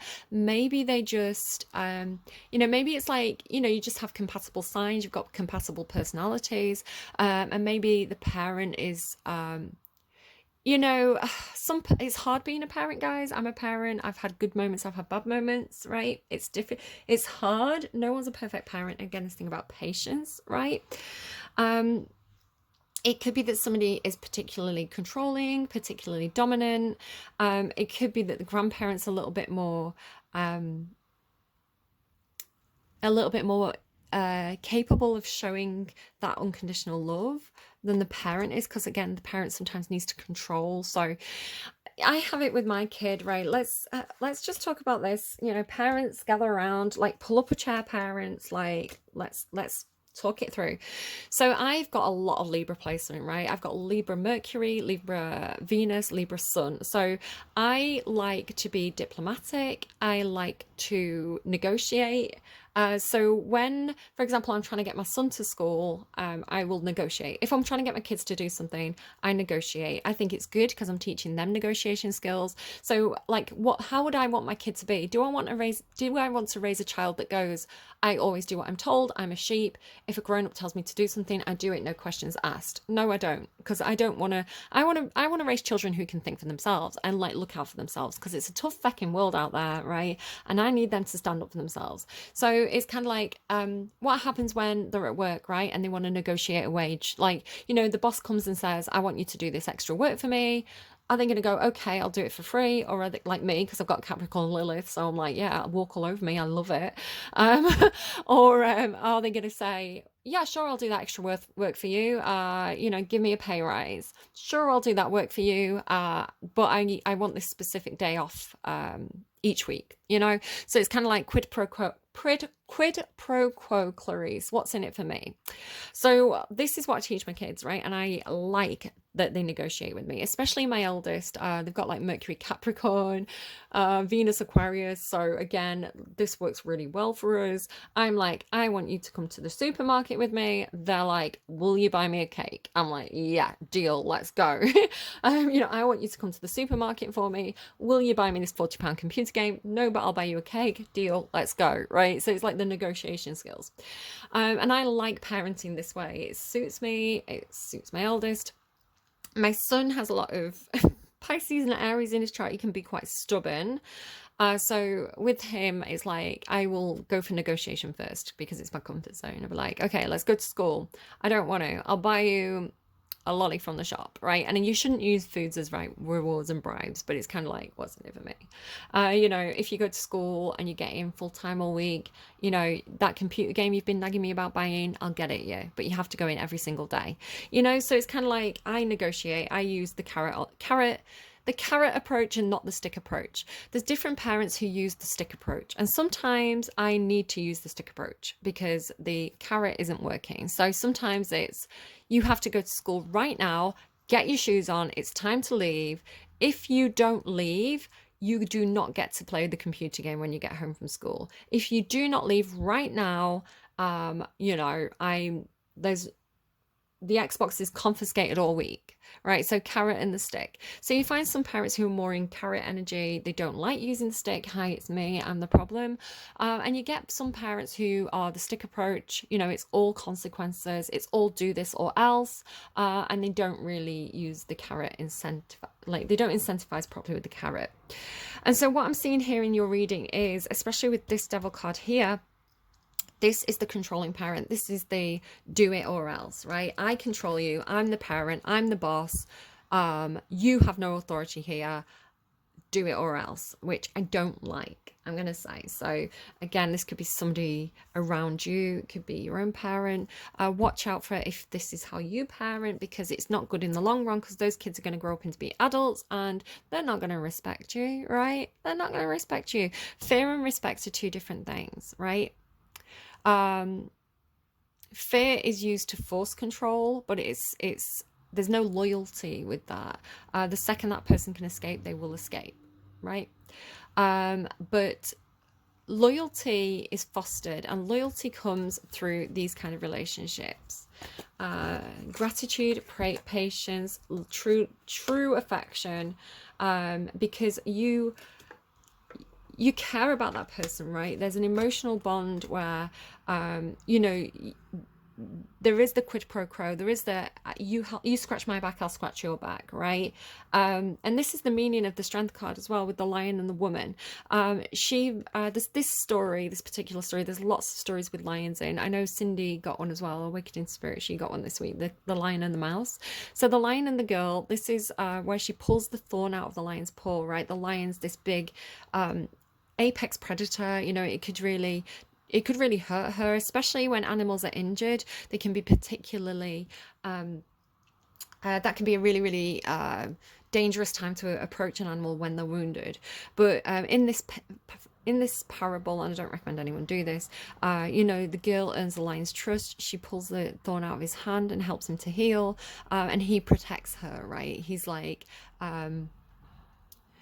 you know, he sees a value in her more than just food. He's like, this one can, I need to protect her because, you know, she can help me if I get injured. She can help me in ways that I can't help myself. So there's a protective energy with that. Gosh, a lot of cards. Okay, there's definitely I mean, you've got gratitude. Somebody is really, either you really want to show someone how much you care about them and how much you love them and you want to show them gratitude, or somebody's coming towards you to do this. Over here, you've got this really beautiful energy. You've got heart, love, deep affection, and caring. You've got sunrise, new creative ideas, new ventures, a fresh start, and the sun is always really positive. You've got the sun here as well, the moon and the sun. You've got here, the cards that came out for you are really gorgeous. You've got vase, secret admirer, box, you will receive a gift, and bow, you are highly thought of. So maybe you're going to get a box with a bow around it in October. Maybe you're going to get, maybe, I don't know, maybe you're like me and you do have an October birthday. Like, yay, presents, prezzies. Like, what is it? Where are my prezzies? Blackadder. You know, maybe somebody's buying you some flowers, a box of chocolates, you know, nice, all wrapped up in a nice big bow. Somebody could be really, really showing you how much they appreciate you. And again, maybe you've got a secret admirer, or maybe it's just a secret how much this person loves and appreciates you, you know, and maybe they've not told you. But again, it's like the love really does overflow here. There's a really beautiful connection for you. You know, maybe this is something to do with like a party, Halloween party, birthday party, I don't know, just a celebration of you, a celebration of life. Again, you've got the moon here going into the sun. So you've definitely had this feeling of kind of like confusion, you know, clouds, not really knowing right where this is going, what direction this is taking. You're moving towards the sun energy. You're moving towards some really, really good stuff. So also the sun and the moon, this is the balance of the feminine and the masculine. Just really nice energy. Seven of Pentacles is like working on something, improving something over time. So it's kind of like you start at the lowest rung, you end up with the big nice chair. Really, really good stuff. Your spread though, okay, this is where the trouble is. And again, I don't know if this is somebody from the past haunting you. You know, maybe you did have a very critical grandparent, a critical mother. It is coming through as a feminine figure in your life. And maybe this has been a difficult dynamic for you. Again, it might even be a boss. It does feel like there has or will be quite an unpleasant person that you're dealing with, quite an unpleasant situation. For a lot of you, like I said, I do think it could be like that it's haunting you from the past, although I'm not seeing the Six of Cups. It could be a relative that you like to keep at arm's length, but it's like you have to go and see them, you have to be patient with them. You know, for example, if this is a grandparent and you, or a parent, and you distance yourself from them, but they're not doing very well, you know, this might be, you know, the end of their life. It's like, you know, maybe you do want to see them, you do want to speak to them, you know, it's the right thing to do. There could be these kind of things coming up. For some of you, this person has already passed away, but it's like they're the devil on your shoulder, right? It's like they haunt you. This idea of like your memories haunting you, or it's a voice in your head. Okay, so like I say, you got the Cranberries song Zombie. Again, I think I screenshotted it because like I was like, I have to prove, right? I have to prove that this is genuine. I have not set anything up here. This is how the cards came out for you. Here you go. Like I say, randomized song there, Zombie. It was at 9:18 this morning. You've also got beautiful Lana Del Rey and My Immortal Essence. You can see the timestamps on those at the top because I screenshotted them. So that, like I say, I don't make stuff up in the readings. You know, you've got Panther twice, you've got Zombie, you've got the Zombie song. So this is actually the Judgment card. It comes after death, right? It's a revival, it's a resurrection energy. It's talking about surviving. It could be that you've survived a really, really debilitating illness. You know, you felt like a zombie, but you came back from the dead. You know, it could be that the zombies could be representing the past coming back to haunt you. You know, your own memories, your own experiences. I did have this thing about it came through in terms of politics. It was almost like, you know, sometimes politicians like look at people who are like in a really bad place and they go, I would have made different choices. If I was in that person's situation, this is what I would do. And it's like, but you're not in that person's situation because you haven't had their life, right? To be in that person's situation and to make a different choice, and to think that you would have had to live every single moment, every single second of their entire life experience, their whole timeline that got them to that point. You could never understand that person fully and the situation that they're in fully. And so it's really easy to look from an outsider's perspective. Maybe this is why the Hangman was here. He actually came out in reverse. Maybe this is why this is here, because someone can't see someone else's perspective, right? Maybe there is something wrong with, wrong. Maybe someone does have something where they're not neurotypical in a way where, you know, some people, they can have certain conditions where they're not neurotypical, and it can cause a lack of empathy, right, because of the way the brain's wired. So again, I'm not here to diagnose anyone with anything, but I watched a video this morning, and it was one of these videos where it's like they get a crowd of people and someone has to figure out who the person is in the room. So it's like figure out who's been in jail, right? Or figure out who's been in the Guinness Book of Records. There's all different ones. This one was a room of like 10, 15 people, and it was like they had to figure out, it's like Among Us, right? It's like they had to figure out who had been diagnosed with psychopathy. So who was a diagnosed psychopath? Now, the word psychopath I don't think is used in psychology anymore. It's what is it? What's the word? Antisocial behavior disorder, I think they call it now. But if you actually look at the brain chemistry, there is something that they found in the brain where something's not functioning as it would in a neurotypical person. And this is what they think causes the inability to feel empathy in people with this condition. So again, you can go and look into that. I'm not saying anyone has anything, right? I think people throw around words like psychopath, narcissist, sociopath, a little bit too easily. Like, who am I to diagnose anyone with anything? I don't have that qualification. I don't have those skills. And you know, a lot of people like to come out of relationships, and maybe they had a bad relationship with somebody. Doesn't mean that their ex was a narcissist, doesn't mean their ex was a psychopath. Maybe they were, maybe they weren't, but unless they've got an actual diagnosis, like, it's not fair to throw those words around. However, I did watch a video on it this morning, and normally I find that anything that I kind of stumble over becomes part of the reading for whatever sign I'm reading for. So there could be something in that. One of the difficult things, if somebody has antisocial behavior disorder, which again is what they're calling if someone's a psychopath now, is that it's very, very rare that they're going to seek out, they don't want to change. It's very rare that somebody seeks out therapy for this, because the person doesn't think there's anything wrong with them. They quite like the way they are.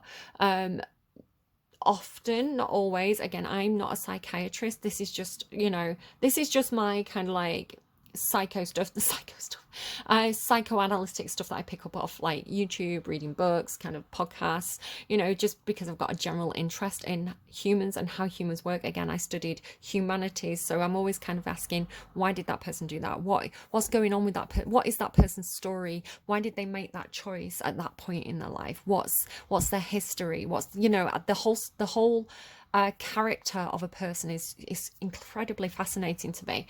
So again, I do have an interest in psychology. It's something I considered studying, but didn't actually pursue. Something I might do in the future. But like I say, it's rare for somebody to. It's difficult with certain conditions because the person doesn't see anything wrong with them. It's like there's something wrong with everybody else. They're not the problem, right? So it's very hard to get somebody to go to therapy, to go to counseling, to improve their behavior, because they don't think anything's wrong with them. And it could be that this person has those characteristics. Again, I'm not just saying anyone has anything, but this person who you seem to be Some of you, not all of you, this person that you seem to be dealing with in October, you know, they could have this thing where it's like everything's always everybody else's fault. You know, I have to be controlling because you don't do as you're told. I know what's best for you. Very Mother Gothel is the way it's coming through. So again, it could be this idea of kind of like, we've had a lot of stuff about kids in bad situations, right? Taurus had a lot of stuff about kids in care. So again, the idea of kind of like she's rescuing a child from a graveyard. You could even argue this is your own self, right? Your own childhood self, your own inner child that you need to go back and rescue from bad situations. You know, maybe the child was always told, your inner child, right? Your childhood self. Maybe you were always told it was your fault, right? You did it wrong. You're the reason why mummy's angry, like, you know, things like that. I'm so sorry if this is really triggering to anyone. Some messages are really hard to talk about. But again, talking can be really important. Maybe you need to go to like talk therapy. So again, it's the idea of like, be your own hero, be your own savior, go back and have those conversations with yourself. So this is something I've done where, you know, I've gone back to childhood moments that were particularly traumatic for me. And I've gone in meditation as myself now. And I've gone to myself almost like a parent figure to my own inner child, right? To my own memory child of myself. And I've said to myself, to my childhood self, all those things that I needed to hear in that moment, all of the things that weren't said, you know, when I needed that parental figure to say certain things to me. Not that I had bad parents, right, but I did have bad experiences. You know,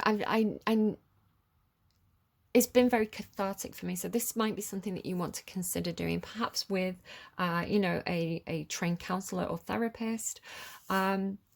You've got something about, again, this idea of like, the idea of like rescuing the kid from the bad situation. So again, just take that as it resonates. And not running away. The Fool actually came out in reverse, right? The Fool's very instinctive. The Fool is this panther energy. The Fool is, this looks like a bad situation. My instincts are flaring. My instinct is to run. It's very animal, right? It's very kind of like animal brain. It's kind of like, I'm scared, I'm running, right? I'm scared, my instinct says run. But with it being in reverse, you can see that she hasn't got the kid with her. So it's something like, don't rush. And you can see as well, she's running from this house. It's like, don't go without taking the kid or something like that. It's like, don't leave this child behind, something like that. And again, it could be your own inner child, because the next card that you have, and there's some kind of truth or realization with this, because again, I had to clarify with my own deck, with the King of Coins and the Ace of Coins. It's like, because if you leave the child behind with this person, like, the child's not happy. So this person who is coming through as King of Coins, even though it looks quite feminine to me, again, we can take gender out of it. It's like this person is perhaps very materialistic. This came through, again, if you're on the cusp or you're dealing with the Taurus, go and watch their reading as well. Like, there's been this running theme. It's like, if you leave this person with them, for Taurus, it came through like it might be something historic. So you know how, especially because I keep talking about Ireland. So this is something that's kind of, you know, like come out of the woodwork recently.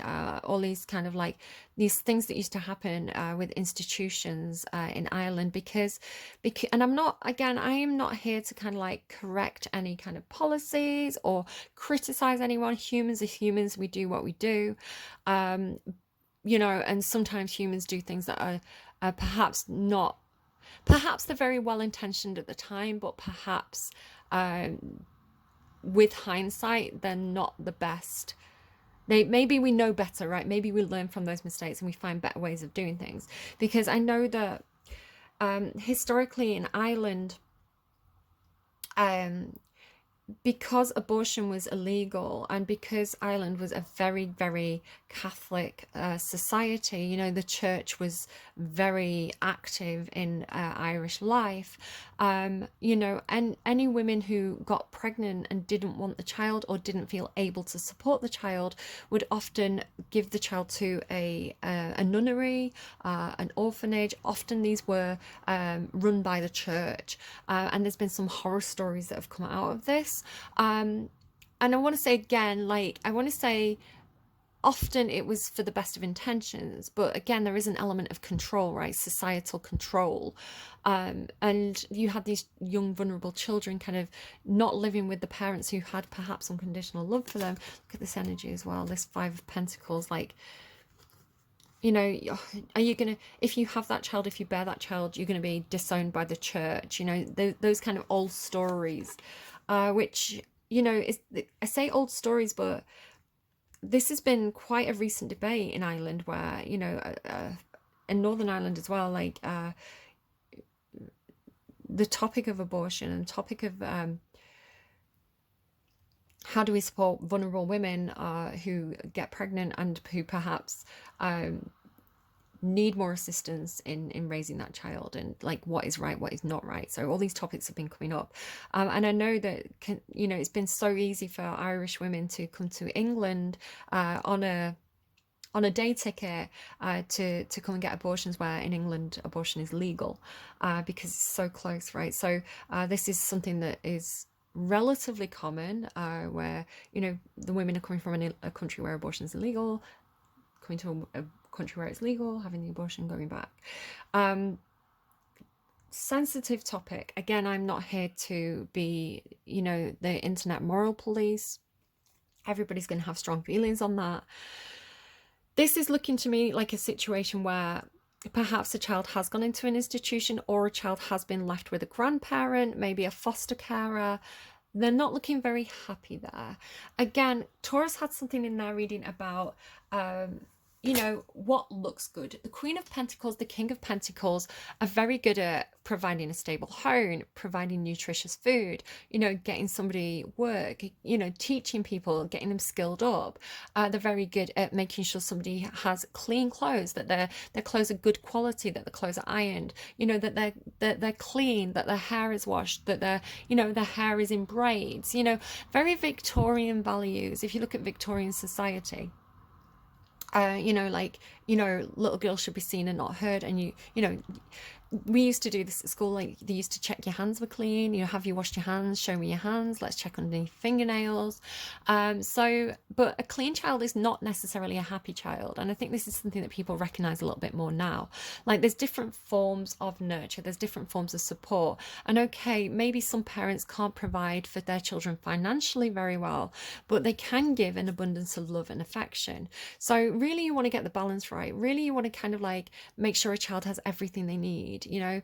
And children are often you know, they can do very well on very little resources. You know, rich children are not necessarily happy, but you can have children who are, you know, they have their very basic needs met. Maybe they have got muddy pajamas, but maybe they're happy.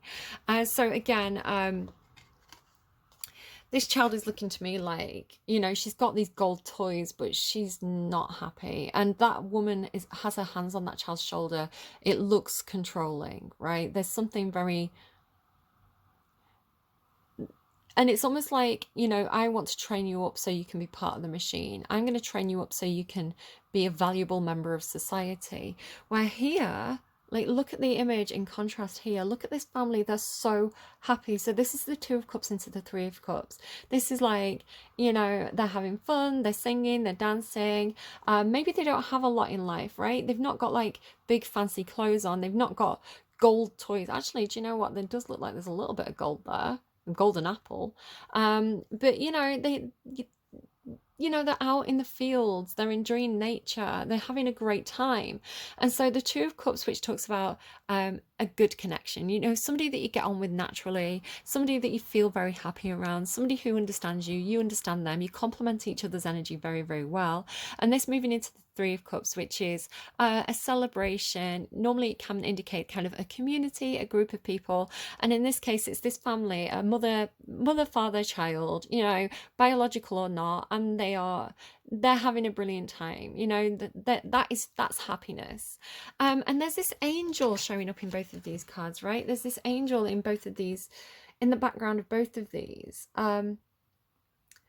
The angel in this card is holding a pentacle, which again, pentacles are normally something practical. So maybe there's an angel who's providing financial support, practical support. You know, you had this thing about a tent and temporary accommodation. So this could even be like a charity like shelter who's making sure that a family has a place to sleep, right? A safe place to sleep. So again, charities, the Five of Pentacles here, it talks about somebody who can't access, it's like they've been shut out. They've been shut out of the help that a church can offer. This is kind of the meaning of the Five of Pentacles. It's like the monsters outside have been shut out. So who's rejected, who can't access. So again, if this is talking about maybe your family is multiracial, right? Maybe your family comes from, you know, your parents come from different countries. It's funny because I was talking about in Taurus's reading, they had a specific rapper. He's from the UK. He's called Dave, just Dave, and his parents are from Nigeria. And again, I've mentioned the Windrush generation. I've mentioned how because of the Commonwealth, England is very, very multicultural. The United Kingdom's very multicultural, and this rapper Dave, he was an example of that, right? His family had come over, but they come over on the wrong type of visa. They misunderstood kind of the rules, and his father was deported when the rapper was very, very young. You know, this was obviously inconvenient and difficult, and must have put a lot of pressure on his mother. It maybe is talking about who gets access to things and who doesn't, because if you're born as a citizen in the UK, you know, you're entitled to certain benefits and certain entitlements, right? Like the NHS. If you are born in a different country, you may not have access to the same benefits, the same funds, the same support that you would had you been born here. Whether this is you or somebody else, it could be talking generally. This might be something that comes up in the news. I know the Conservative Party are really, really enthusiastic at the moment about deporting people to all sorts of random places. It's not a policy I agree with. Personally, again, you're entitled to your own opinion on that.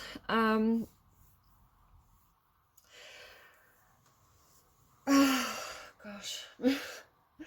I'm tired, guys. I'm tired. I'm at a point in my life where I'm just tired. I'm like, can we not just have the Ten of Cups? Can we not just get along? Like, why does it have to be so difficult? The Hangman in the reverse. So it did come out this way up, and it does talk about a very fixed perspective. Again, it could be that somebody around you, maybe one of your parents, comes from a certain culture that has a certain inherited opinion about certain topics. You know, it could be that you know, some cultures find certain ways of life to be particularly heretical, or you know, something that is unacceptable. And so this is really talking about, the Hangman in the reverse talks about a fixed mindset, somebody whose mind cannot be changed. Again, you may be dealing with somebody who's of an older generation who has culturally, you know, inherited certain cultural belief systems, and you know, they're just refusing to change their mind on that. And this was clarified by the Hangman, the Page of Wands, the Tower, and the Hangman. This seems like a bit of a temper tantrum to me. This seems like somebody doing or saying something very impulsively, maybe very childishly, that really pulls the rug out from under somebody else's feet. And actually ending with the Hangman in the... It's funny because upside down is the right way for the Hangman to be, because this is talking about seeing somebody else's perspective, walking in someone else's shoes, because perhaps you've had a bit of a shock to the system. It's kind of like, it's really hard to see someone else's perspective until it happens to you. And when it happens to you, then you develop the empathy for those people. You know, sometimes the tower moments are positive because they're creating a change that breaks somebody out of a very, very fixed position, which could be because it's Aquarian energy. Aquarian innovates, so it's like the good thing about the Hangman is that they can change the perspective and see things from different angles, which is, you know, something that air signs in general are very, very good at doing. They're very good at seeing those different perspectives. The Devil card following this. So with the Hangman, like I say, it did come out in the reverse, as did the Fool. The Fool in reverse can be somebody who acts very, like I say, we've got the Page of Wands, the Fool in reverse. This is somebody who acts very impulsively. They don't really think about what they're doing. It's very childish, very impulsive. It's very much a knee-jerk reaction. For somebody, it could be because they're in Panther energy, which is, the Panther is our shadow. And it protects us because it sees red flags, right? It's kind of like sometimes something can scare you and you act instinctively, right? It's like I don't have time for logic. I need to act quickly. And sometimes when we're in that energy, we do make foolish choices because we've had that knee-jerk reaction. So with the Devil here as well, and I hate this card so much. Like when it comes out, I'm like, someone help these children, right? Somebody help these children because this is a really tyrannical energy. And the Devil card, it can be an obsessive energy with the Hangman and with the Hangman and the King of Swords.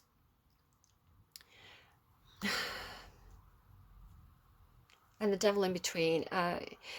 For some of you, I mean, it's Aquarius, Capricorn, Aquarius. It could be somebody who has maybe they're very clinical, maybe they're very unemotional, like they could be hot-headed, but they're not very good at the cups energy. You know, they're cold-hearted perhaps, maybe very intelligent, maybe very logical. So I heard this thing once about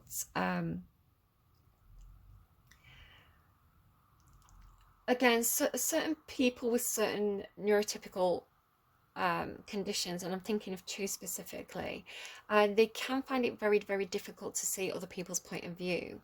You know, it's like, well, this is logical to me. You know, especially in people with very high intelligence or above average intelligence, you know, they can see themselves as above baser emotions, or you know, they can be very clinical, very logical. These people can often make very good doctors. So there's certain people who are like surgeons, doctors, very, very successful, very, very knowledgeable, very good at what they're doing, very learned as well with the world card there. It's like they can really be you know, or even like physicists and things like this. It's like they, you know, intelligence is off the charts, you know, really, really kind of almost like genius energy, but they are very bad at kind of like holding a relationship. They're really lacking social skills. They can have a bit of an ego, you know, a little bit. Think of like Sheldon, right? Sheldon from Big Bang Theory. He's very intelligent, but you know, he's not good at the whole empathy thing, and he really approaches things from a logical perspective. And he's not very good at kind of understanding, kind of. You know, why people can make emotional choices, because that's not logical to him. So there could be somebody who is like this. They could be very controlling though. They could be quite obsessive as well. Just three cards together.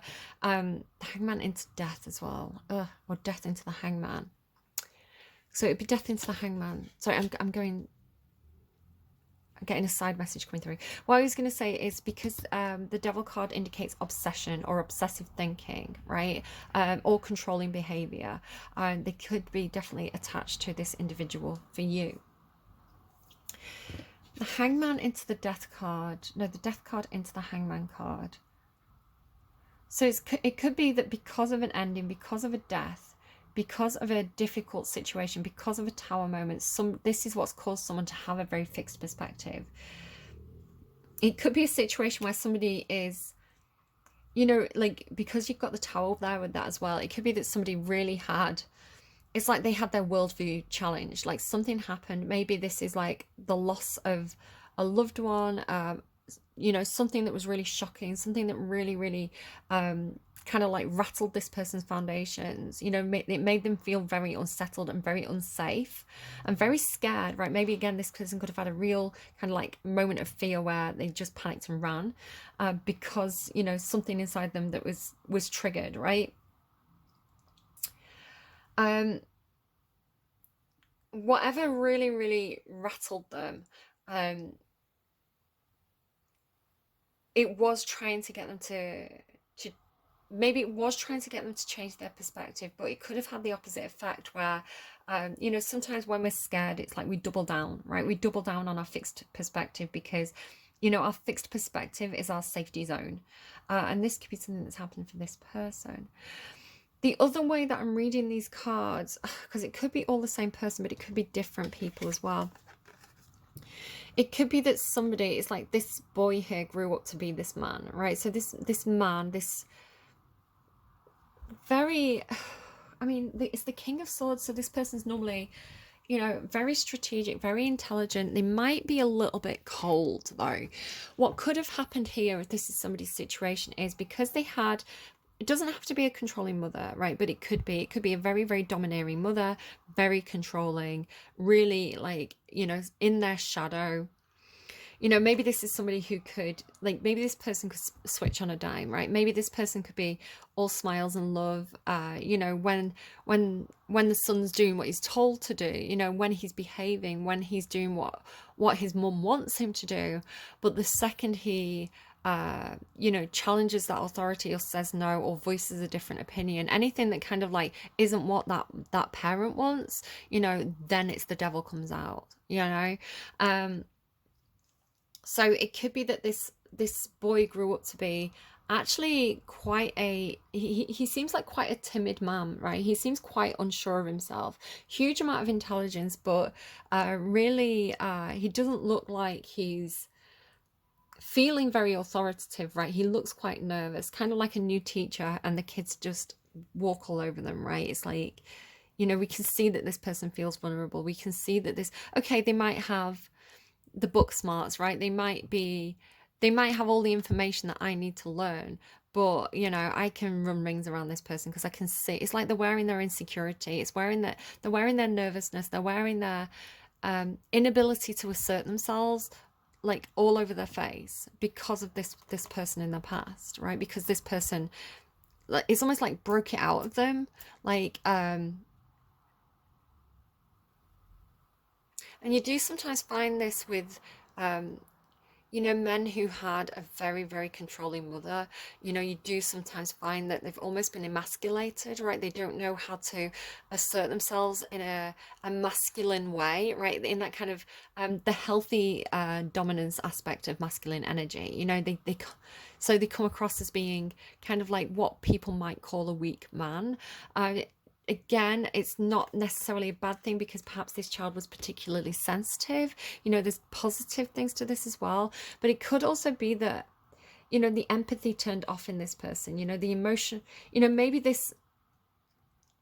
had a parent who's like, why are you crying? Like, you know, suck it up. You know, it could be that this person finds it because if you grew up with a parent who is not good at the social stuff, if you have a parent who is, you know, great at making sure you've brushed your teeth, great at making sure you've got you know, good schooling, perhaps this could be very, very good schooling, especially with the world card here as well, you know, making sure that you've got all the practical things in life, you know, they're great at, but, you know, listening to you, empathy, giving you a safe space where you can open up and talk about your feelings, the nurturing cup side of this relationship, they could have been terrible at, right? So it's kind of like this person has now developed an inability to express themselves, an inability to kind of share their feelings, an inability to even analyze their own feelings. You know, it could be that feelings are something that's very confusing to this person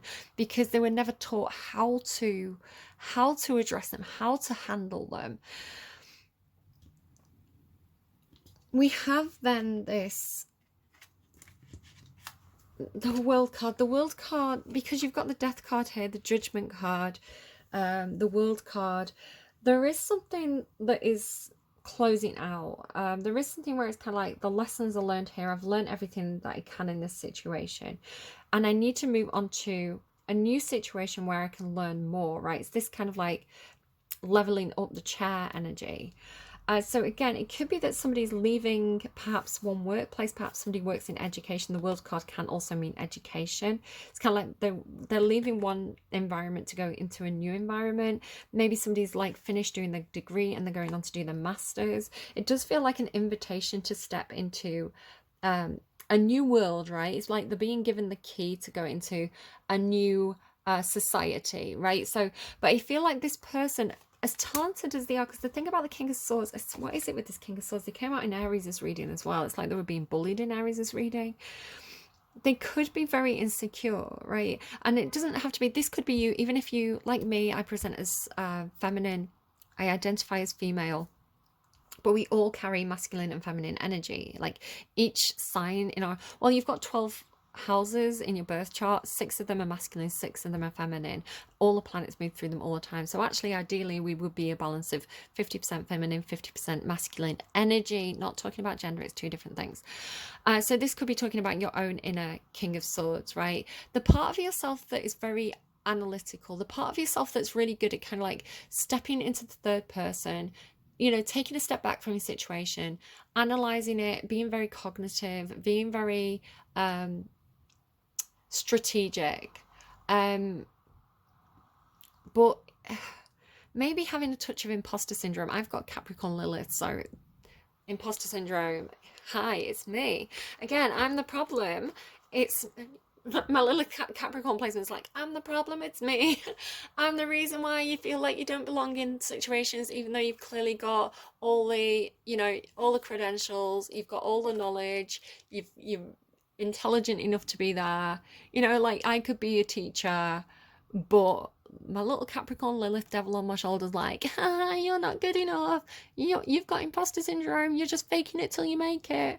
So it could be that this person is experiencing something like that. It's like looking at this fancy place, you know, being invited to join this, maybe like even like a group of academics, like they're all there like waiting for this person to join, but maybe feeling like the suit's not nice enough, right? Like, you know, maybe feeling a bit frumpy, maybe feeling a bit dowdy, maybe feeling just not feeling as polished and as kind of again, it could be talking about Aries gets this a lot.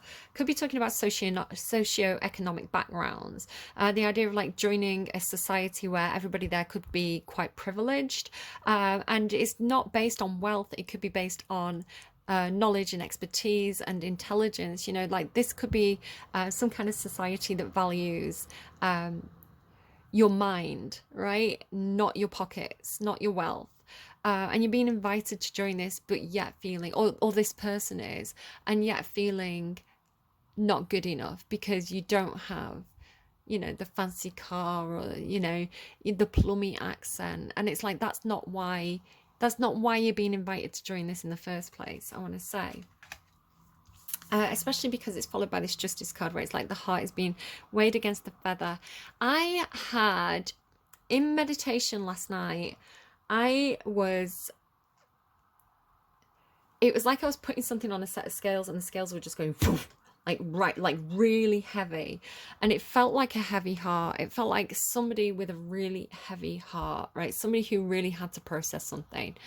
And it was like their heart's not as light as a feather. Right? It's funny. So funny that I had that in meditation last night and now you've got this card here. It's only just come back to me as well, this. I didn't remember until this point. So the idea of kind of somebody who's carrying a lot of emotional baggage, somebody who's really, they've got a lot of stuff to process emotionally, and it's like the heart is not as light as a feather. It's like if they were weighed against, you know, if their soul was weighed against the heart, it's like the heart is like, it's like it drops, right? It's like, it's so heavy.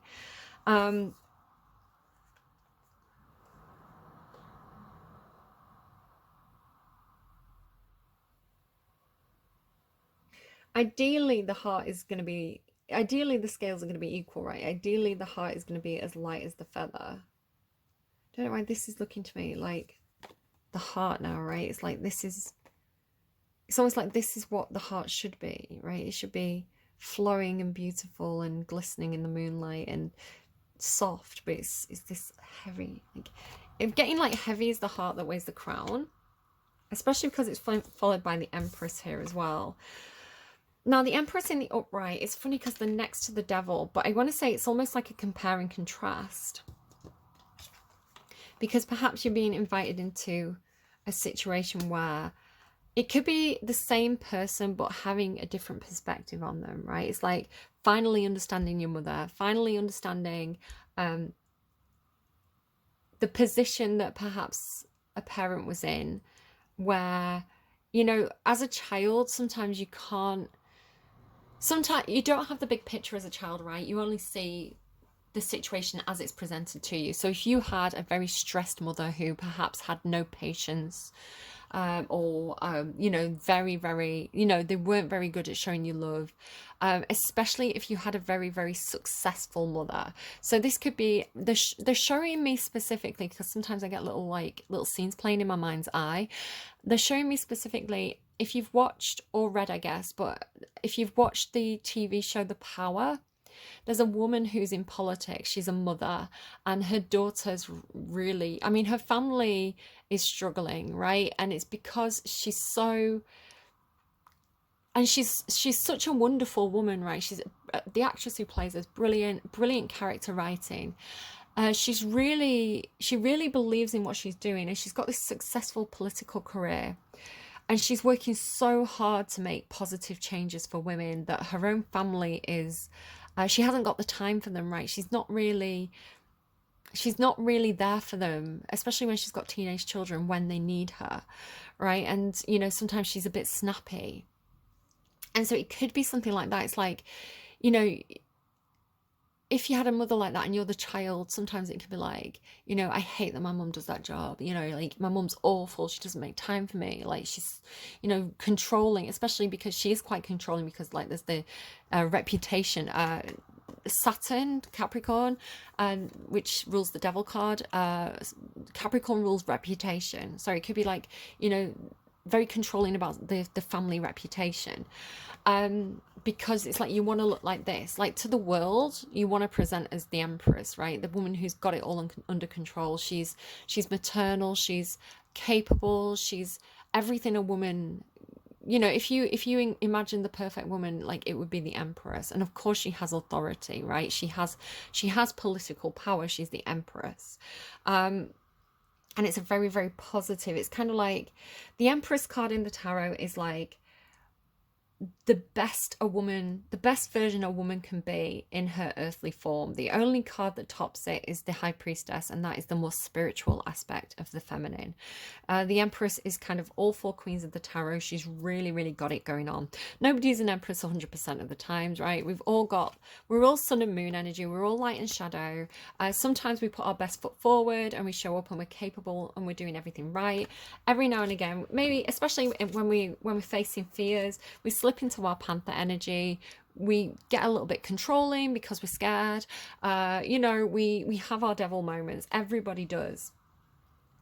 But it could be that kind of thing of like, when you grow up and when you step into your parents' shoes and when you're an adult and when you're having the same experiences as them, and you've got more to compare and contrast them to. If your mom was like a political powerhouse, you could grow up to really respect that. And it doesn't mean that you have to forgive them for the darker moments, but it could be that you know, you're seeing them in a different light. You know, it's kind of like, I don't know. We've got all this King and Queen energy. So this is very, very, very Libra now. Both of these cards are Libra, and then the King of Pentacles was also clarified by a Libra card. So this is Libra, this is Libra Taurus, this is Libra. If you've got Libra placements, check them out. If you're dealing with the Libra, it could be that person. But the Libra energy is all about fairness, equality, balancing things out, making sure a situation or people are all equal, making sure voices are heard, making sure, because it's got patience and speaking your voice, right? So it's like making sure everybody's voice is listened to.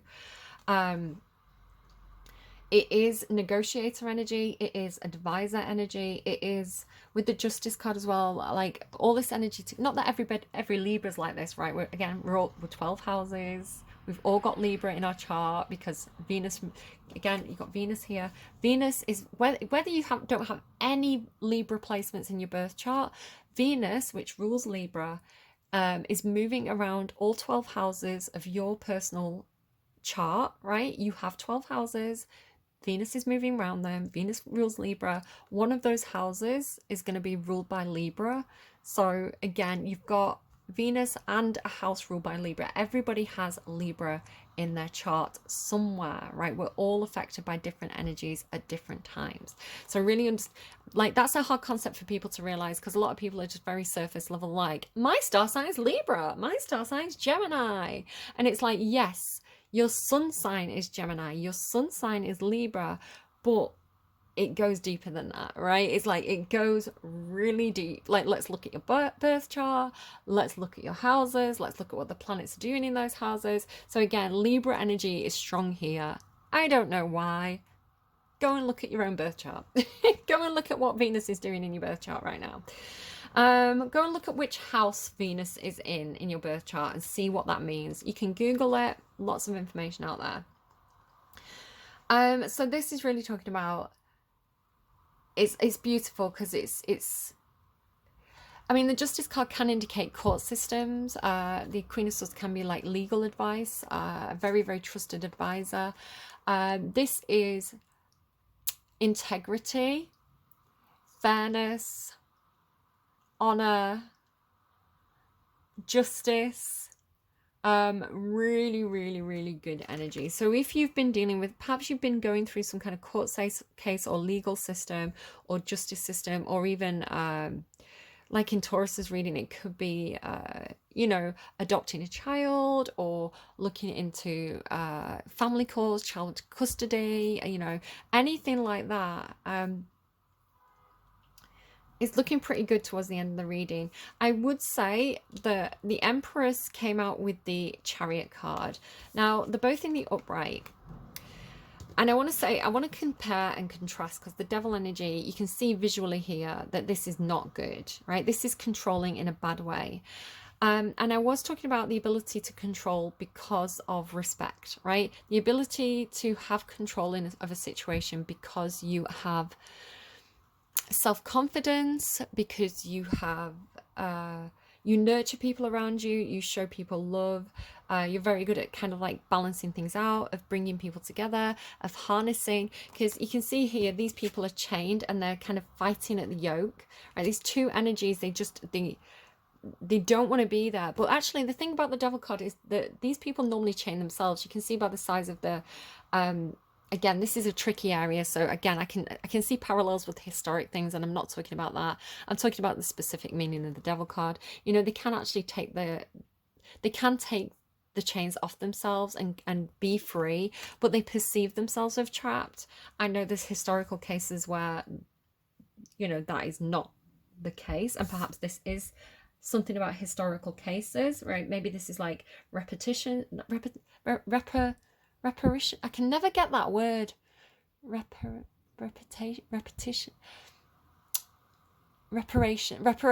I think it's reparations. You know, it's like a legal. The law gets involved, and there'll be a court case, and they'll say, right, you need to pay damages because of that historical thing. So this could be something that we see as like a big kind of like cultural court case, where it could be like, you know, some kind of class action thing where, you know, an entire group of people, like with, you know, kind of think Erin Brockovich, right? You know, a big group of people who have all been historically affected by something very negative bring a class action lawsuit, and, you know, need to be heard and need to have payment for something that was a wrong done in the past. But like I say, the Empress in the upright, with the Chariot in the upright, this is someone, she has a lot of self-control, right? She's really balanced out her own light and shadow. You know, she's in harmony with herself. She's in harmony with her environment. Very, very patient, very calm, makes space for people, absolutely has. you know, her cup for herself is full of love, and she has love to spare for others. You know, this isn't somebody who's jealous. This isn't somebody who needs to control in relationships. This is someone who has that kind of confidence that comes with knowing who they are and being comfortable with who they are. And, you know, it's a very, very attractive energy to be around somebody who's in true Empress energy. It's like, you do respect them, right? Normally people respect them, and normally people want to, it's like the Empress invites people to the middle ground, right? The Empress invites people um to, you know, to be led by her. She's like, would you like me to lead this team? Would you like me to take, would you like me to get everybody moving in the same direction here? Because this is the meaning of the Chariot card. The Chariot card is success, being rewarded. You have a reward and recognition, right? Where is it? You are highly thought of. You will be receiving a gift. Love, deep affection and caring. Spiritual love underneath that, it just fell out. So a nest as well, which of course is a mothering energy. So again, it's kind of like being celebrated. If you are a Libra, or you're dealing with a Libra, maybe this is like a birthday thing going into October. Happy birthdays to my Libras. Yeah, like, I don't know. Also, September Libras, shout out you as well. I don't want to leave you out. Yeah, like, just again, like flowers, like, yeah, maybe somebody's getting lilies. Be careful, I've got a cat now. Lilies are one of my favorite flowers. I like roses, I like lilies. Love lilies, but they are very toxic to cats. So hopefully nobody's buying me lilies for my birthday, because as much as I love them, they're not good. Sometimes fake lilies for me. Yeah, it's like the thing about the Chariot card is these two energies are pulling in different directions, right? They have different opinions. The beautiful thing about Libra energy, being the negotiator of the tarot, is, or the negotiator of the zodiac, is listening to those different points of view, letting people speak, listening, you know, letting people be heard, and then finding that middle ground that works for everybody, and then being able to move forward with it. So again, like I was saying, like, I was having a conversation in work with some of the kids who work in my workplace, talking about schools, and, you know, a lot of them have gone off to college, and they're talking about the different professors, and one of them has a really controlling teacher, a professor, and they were like saying that they you know, the first 2 weeks they were so strict. It's kind of like nobody's allowed on the phone. If you're on your phone, I'm taking your phone off you. You know, really kind of quite a tyrannical approach. And we were talking about how, you know, kids don't respect those teachers who are tyrannical. Kids hate them, and like, they might follow the rules because, you know, they have to, but there's no respect there. There's no loyalty there. Like, the second the kid gets to, you know, run off and do what they want to do, they're going to do it. They'll stab that teacher in the back. Like, they've got no loyalty to them. They don't feel respected by that teacher, right? They feel like that teacher's like a little kind of tyrant, a little Hitler or something, that's kind of like, you know, on a power trip. You know, nobody respects those teachers. The teachers you respect are the ones that treat you like a peer. The teachers you respect are the ones that listen to you. They, you know, they give the impression that they like you for who you are. You know, they're calm. They've got social skills. Those are the teachers that the kids feel loyal to. Those are the teachers that the kids, you know, like, when they, you know, if they go back to the school with the younger siblings, it's like, those are the teachers that the kids are like, hi miss, how are you doing? You know, because they have that, you know, they treat the kids like they have value. They treat their kids like a human being that has good days and bad days, and opinions, and, you know, a character, you know, and that is respected. So when you are given respect, you give respect back. It's a quid pro quo situation. And so again, it's kind of like, I don't know, take that as you will. Like, I'm seeing a contrast here between different types of parenting or teaching, or maybe even being the boss, because lessons have been learned.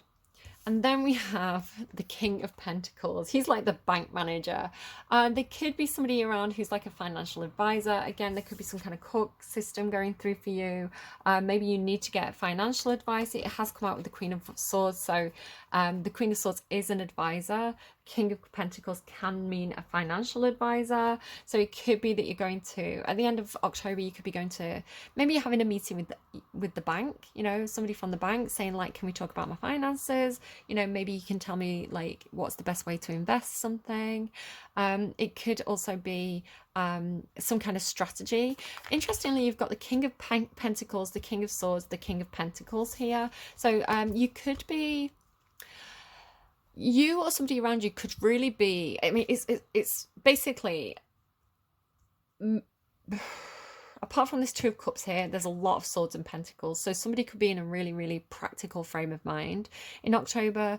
It's like somebody's really looking at things, analyzing the situation, analyzing the finances, analyzing the home, you know, being very practical, being very methodical, being very organized, logical, kind of in that kind of you know, I think sometimes we do, especially the Empress, the ability of an Empress to switch between different states, because she's all four queens, right? So it's like sometimes you need to be logical, sometimes you need to be practical, sometimes you need to be creative, sometimes you need to be social, right? And the ability to kind of like switch out which queen you're going to be that day, which is the most practical person to be that day. So this is like in October, you seem to be very, very Swords and Pentacles. It's very strategic, very hands-on, very practical. You really, you seem like you're in that frame of mind. But like I say, like I feel like at the end of October, it's like you've got a grip on everything, because you've got Queen of Pentacles, the Empress, King of Pentacles, Queen of Swords. It just really feels, I like the Chariot as well. It feels like you're having some success. Maybe you are feeling like you're getting rewarded, recognized. Maybe you do have some good finances coming your way, or you're just really feeling like you're getting a handle on your finances. You feel like you're in a good situation. There's something as well about her having a hand up. Like there's a lot of cards where, like, actually, do you know what, more than I realized, like she's got her hand up here, right? She's got a hand up here. She's got her hand out here. She's got her hand up. She's got her hand up. So again, this idea of kind of like, maybe somebody's helping you out. Maybe somebody's making you an offer. Finger says warning you of a problem even now or in the near future. I don't think it's going to be a big problem. Again, it could be that maybe there is a problem that you see coming on the horizon, and that's why perhaps you're going to some kind of advisor. It's kind of like, okay, I know that my kids are growing up. I need to move from a 2-bedroom house to a 3-bedroom house so they can have their own room. Hi, it's me. But I don't have the finances to do that at the moment. I know this is going to be a problem because my kids are going to need their own rooms. So let's go and talk to a mortgage advisor. Let's go and talk to a bank manager. Let's go and talk to someone about, is this a good time to move? Should I get an extension? Should I move house? Like, how should I start investing my money? It has that kind of theme, that kind of vibe to it. My goodness, Gemini, I thought your reading was going to be a short reading, and then it turned out to be like a whole massive thing. I've actually got my dragon cards out for you, because you've got this kind of like dragon shadow energy. I associate like kind of like the panther and the dragon, the devil, all with kind of your own shadow, which again is designed to protect you, but sometimes it can make you do silly things if you act impulsively. We're all getting a grip on our own shadows, right? And kind of analysing them, having a look at them, seeing that devil on our shoulder for what it is, right? Definitely go and check out your Lilith placement. I do feel like a lot of our own shadow energy comes from Lilith. And really seeing that for what it is, it helps you out, right? Being aware that you've got imposter syndrome, being able to put a label on it and say, do you know what? I know that this is a hurdle that I need to learn to leap over. I need to learn.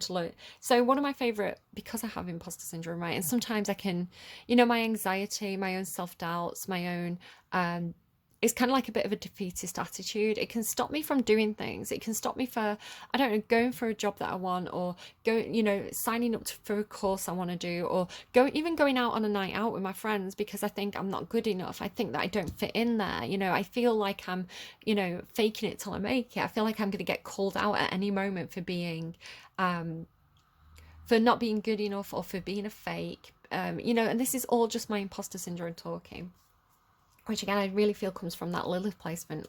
Capricorn rules, reputation, and reward and recognition for hard work and capability and practical skills and things like this. So this is really why how this shows up for me. And one of my favorite sayings, and it's an old Roman saying. Have you seen that meme going around? It's trending on TikTok and stuff at the moment, where it's the hashtag Roman Empire, and it's normally girlfriends going asking their boyfriends, or wives asking their husbands, how often do you think about the Roman Empire? And the joke is that a lot of men are saying like 7 times a day, I think about the Roman Empire all the time, and the girlfriends are shocked because it's like, why do you think about the Roman Empire so much? Again, my degrees humanities, 50% of that was classical studies. I think about the Roman Empire all the time. Any of you who come to a lot of my readings, you're going to be sick of me talking about classics and the Roman Empire. Augustus Caesar, big fan. Not saying he was a good guy or a bad guy, but I really, really loved studying that period. It's so interesting, fascinating to me. And like, again, like that golden age of literature, I'm going down a rabbit hole again. What was I talking about? I've even lost what I was going to say. It's this chatty energy, Gemini. What are you doing to me? Yeah, it was so funny to me because it's like, yeah, think about the Roman Empire all the time, several times a day. I am a man. I have the man. I present as female, but I've got such a man brain. So yeah, one of my favorite sayings from, ancient Rome, classical Rome, was he who dares wins, right? Fortune favors the bold. And my favorite version of that was Ovid's version. He says fortune and love favor the bold. So it is this kind of like he who dares wins mentality. It's like you create your own good luck by going for opportunities, and you learning to count your successes and not your fails. So the idea of kind of like, if you look at people who are very entrepreneurial, people who have that kind of, people who are very successful in an entrepreneurial way, a lot of the time they've failed as much as they've won, but they win big, and it's because they take that leap of faith, because they're bold, because they go for it, right? And sometimes the wheel turns and it pays off, and it pays off big time. But if they never took that leap of faith, if they never, took that risk, they would never have had the payoff. And again, the Fool card did come out in reverse for you. So be careful about taking,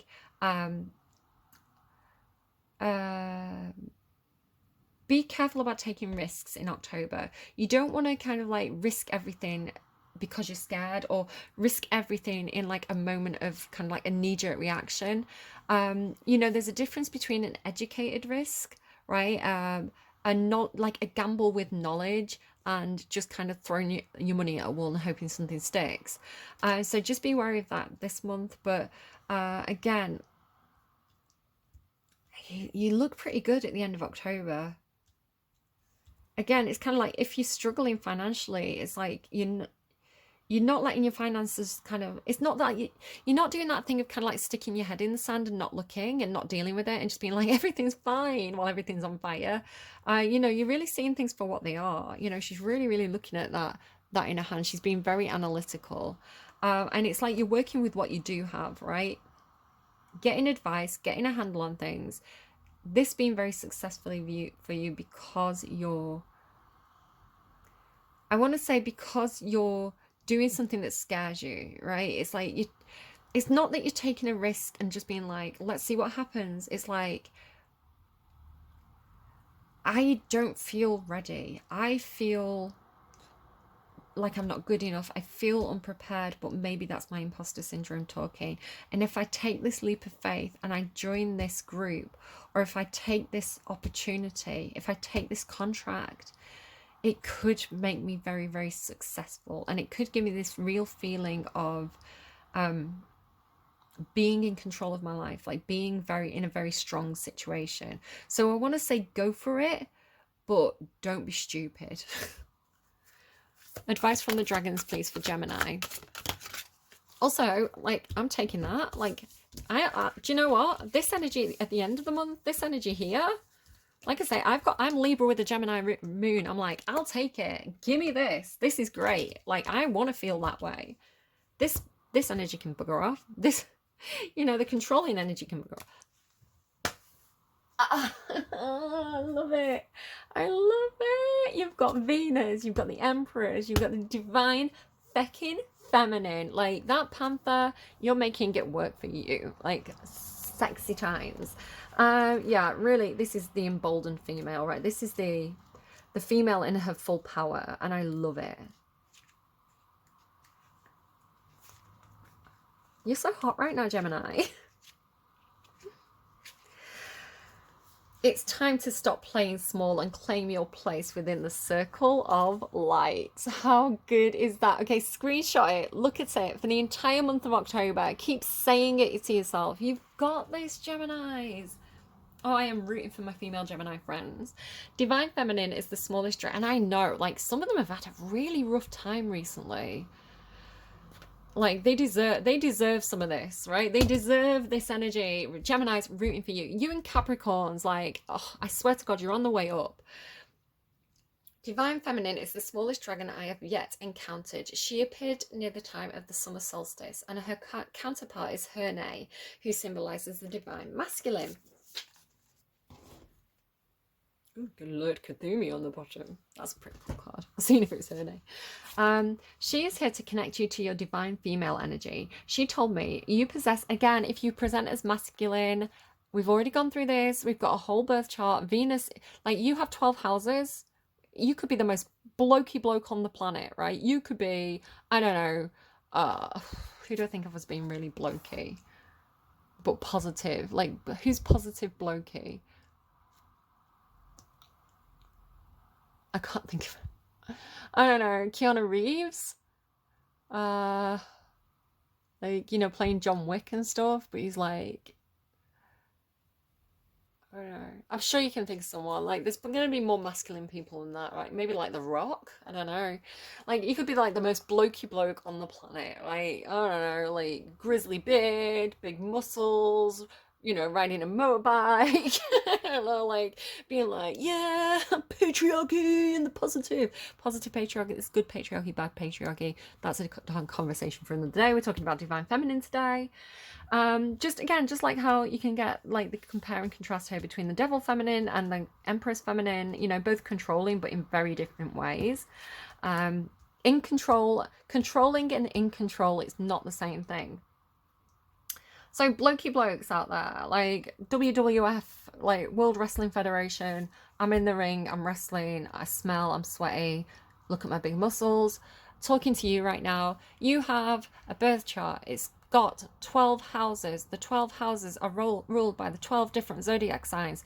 6 of those are feminine, 6 of those are masculine. The planet Venus moves around your 12 houses through your personal chart and affects those houses all the time. You have feminine energy in your chart. That's what I'm talking about. I'm not calling you a girly girl.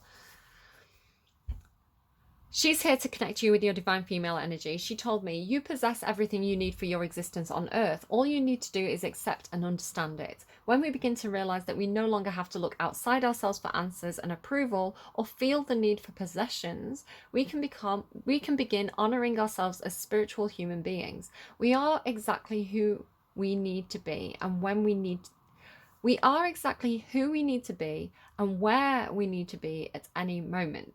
Divine Feminine brings a sense of acceptance when we find ourselves at a crossroads and assures us we have infinite resources to see us through. Often she appears around the solstices or equinoxes, or at times we are coming to completion of a cycle. She guides us to keep our faith and stay true to ourselves, following our inner guidance during transitional times. Although Divine Feminine is the smallest of all the dragons, she carries an immense power, and this is her message to you. It matters not how small you may feel on the inside. Right? That's what we talked about. In truth, you are more powerful than you could ever begin to imagine. This power is deep within you, and you know intuitively what is required of you. Double Panther energy, that is your intuition. You know intuitively.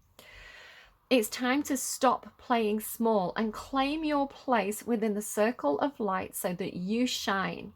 Others are drawn to you, didn't I say that? Like the sunrise on summer solstice morning. So own it. It is yours. Own it without fear or ego, but with acceptance and grace and gratitude, right? You've got gratitude. They're giving me messages as I'm talking, guys, which is quite hard. She allows us for the first time to acknowledge and touch a feeling of personal power, right? For which she encourages deep trust in the divine, which settles itself comfortably in our being. I fucking love this energy. Look how good this is. Look how good this is. I love this for you. Right. Gemini is absolutely doing amazing. So 2 things that they were telling me, like as I was trying to read, which is very distracting. This idea of kind of like, I feel like there is a very toxic mother figure in your life. It doesn't have to be maternal either, by the way. They're telling me for some of you it's kind of like maybe even like step parents. They're giving me more information, but I don't think I need to bring it in. I can make the point without it. No, okay, shut up. Shut up, brain. There's a Lana Del Rey song where she talks about being like Sylvia Plath. I'm just trying to pull it in because it mentions, it's something like, my father wouldn't step in when my stepmother would rage at me. So for some of you, whoever this is, this negative maternal figure, right, this controlling, tyrannical mother figure, you're really, really trying to do your best to kind of like separate from that and distance yourself from that connection, because you want to understand energetic cords, right? You understand how you choose how close you want to get to this energy, and you choose what energy you want to let in and affect your energy, and what energy you need to keep at arm's length, right? So sometimes you need to step back, protect yourself, and kind of distance yourself from very, very toxic energies in your life, and move towards positive female role models. I was talking about one of my stepmoms. I was talking about, that's not to say anything bad about any of the others, right? Like, my dad dated several women, but there was a specific lady that he dated for a long time when I was going through my teenage years, and she was a brilliant female role model to me, and I was talking about her in one of the other readings. You know, looking for those connections, and it doesn't have to be biological, right? You can look for people who represent positive female mother energy, like in your life, like women who've got it going on. And you can make those connections with them and bring them closer, not necessarily in a sexual way as well for the guys out there, but just as a way to repair the archetype within our own mind. Because we all have, right, you know, like at the beginning of the reading where I said, oh my God, is this 2 hours and 20 minutes long? Bloody hell. Geminis, you're ruled by Mercury, you can fucking talk. You can talk for hours, you can talk to yourself. I get it. Gemini moon, I understand.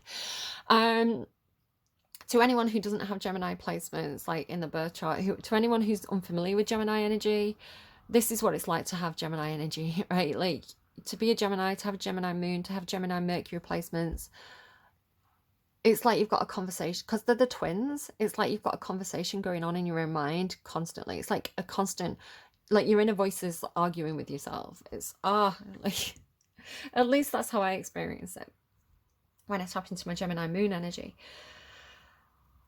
So we all have an inner shadow, an inner archetype. When we hear words like wife, brother, mother, girlfriend, boss, teacher, God, right? When we hear a word, we make associations based on our own familiarity with what that word means to us, right? One person can hear the word mother and think of their brilliant mother, all the good mothers in their life, you know, positive examples of role models in film, in TV shows, in books, all these positive examples, and they can have a really positive association with the word mother. You know, their archetype is already like this Empress energy. For people who grew up who had a very, very challenging relationship with their own mother, who had kind of toxic role models, toxic examples of mother figures in their life, you know, who perhaps have engaged in a lot of media where, you know, it's been bad female role models, you know, really reinforcing that idea. You know, you can hear the word mother and you can hear toxic, you know, you can hear, oh, mothers are scary, you know. So we all have this inner archetype when we hear certain words, and I do feel like there is And especially when you have an archetype of what it means to be something, right? It's like programming. It's like you're programming to think of a certain role as being a certain way based on your own experiences and kind of what's fed that archetype. So, for example, for women, when you become a mother, when you step into those shoes and you have a child of your own, you have all these resources of like, okay, what kind of mother am I going to be? What role am I going to play here? How am I going to parent? And you may look at these figures who, again, maybe you had a very, very toxic figure in your life. Or even if you had the best mother in the world, perhaps there were moments where you thought, God, they handled that badly. I don't want to do that with my own kids. And so that's where the gratitude comes in. It's like, thank you for showing me how not to be. Thank you for showing me the wrong way to do it, right? And perhaps learning how to be patient, and then looking at the positive role models and thinking, that's an example of that person being a mother well, right? That person understands the role. They understood the assignment. You know, that's the kind of mother I want to be. And maybe this is a teacher, you know, maybe you had a really good teacher who almost, you know, who you looked at and you thought, God, I wish they were my mother because they understand me, you know? And it's like, how do I evoke more of that energy? How do I be this and not this, right? How do I be the divine feminine? Great reading, Gem. I'm taking it again, especially because my birthday is October. I'm like, bring me my prezzies. Where are my prezzies?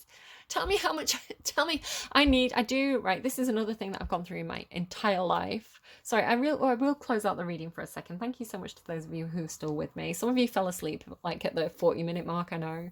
I fall asleep to tarot readings too. It's fine. I appreciate the watch hours. Do it more often. Like, put me on at bedtime, fall asleep to me, let the playlist play. Really good for my channel, guys. I appreciate you. Wake up. So this is something that I've really, really struggled with. And again, like when I finally understood my birth chart and my different placements, it all made sense and it made it so much easier to handle. What was I going to say? I've lost it. It's gone. It was something about imposter syndrome. I'm feeling like I'm not good enough. And like, yeah, and there's been certain cases where, you know, sometimes you do have to fake it till you make it. I think a lot of people, like the older you get, the more you realize most people are faking it till they make it, right? Most people are just putting on a good show, right, and falling apart behind closed doors. You know, being able to role play who you want to be is a powerful tool. It's something children do and we stop doing as adults. But it's brilliant because it lets you try a personality on for size, right? It's like, you know, I could be the Lady Macbeth, or I could be the Cordelia. I could be the Olivia or the Viola. I'm talking about Shakespeare characters. It's like, if I, you know, there's all these different women who I could be. And if I just play the role for a while, you know, I might actually almost settle into that character, and you know, it may start to become more natural and it may start to become more fluid and comfortable. You know, I might be able to be that person if I play that role for a while. And it can be like that sometimes if you're going for a new job, right? It's kind of like, especially with this, it's kind of like, I don't feel like, because I did teaching and part of me was fake it till you make it kind of thing. I'll figure it out as I go. You know, and that's the thing as well. We get better, you know, nobody's an expert when they walk through the door of the job on the first day. You know, everybody has a learning curve, you know, and you can go to a new job and start and be super skilled and super knowledgeable, but you need to learn the workplace, you need to learn the environment, you need to learn the systems, you know, like there's always that learning curve, and it can make you feel like you're not good enough for a little while, but you learn, right? You learn the systems, you learn, you know, you get to know your co-workers, you settle in and it becomes comfortable. So yes, sometimes we do have to put on the fancy suit. We have to wear something that maybe, you know, maybe you've been working from home, you've been wearing jeans, but you've got to go back into the office and wear a suit and you're like, I feel really uncomfortable and like everybody's looking at me and it's out of place. But within 3 weeks, you know, you love putting that suit on, you love feeling smart, you know, you're like, I'm the boss, I've got it going on. So yeah, there is an element of fake it till you make it, but not in a way where you're being deceptive. It's more that you need to get comfortable with a role by playing the role for a while you settle in. I need to go. All right, one song to close out your reading, and then that is it. I've got other things to do today. I need to eat, guys.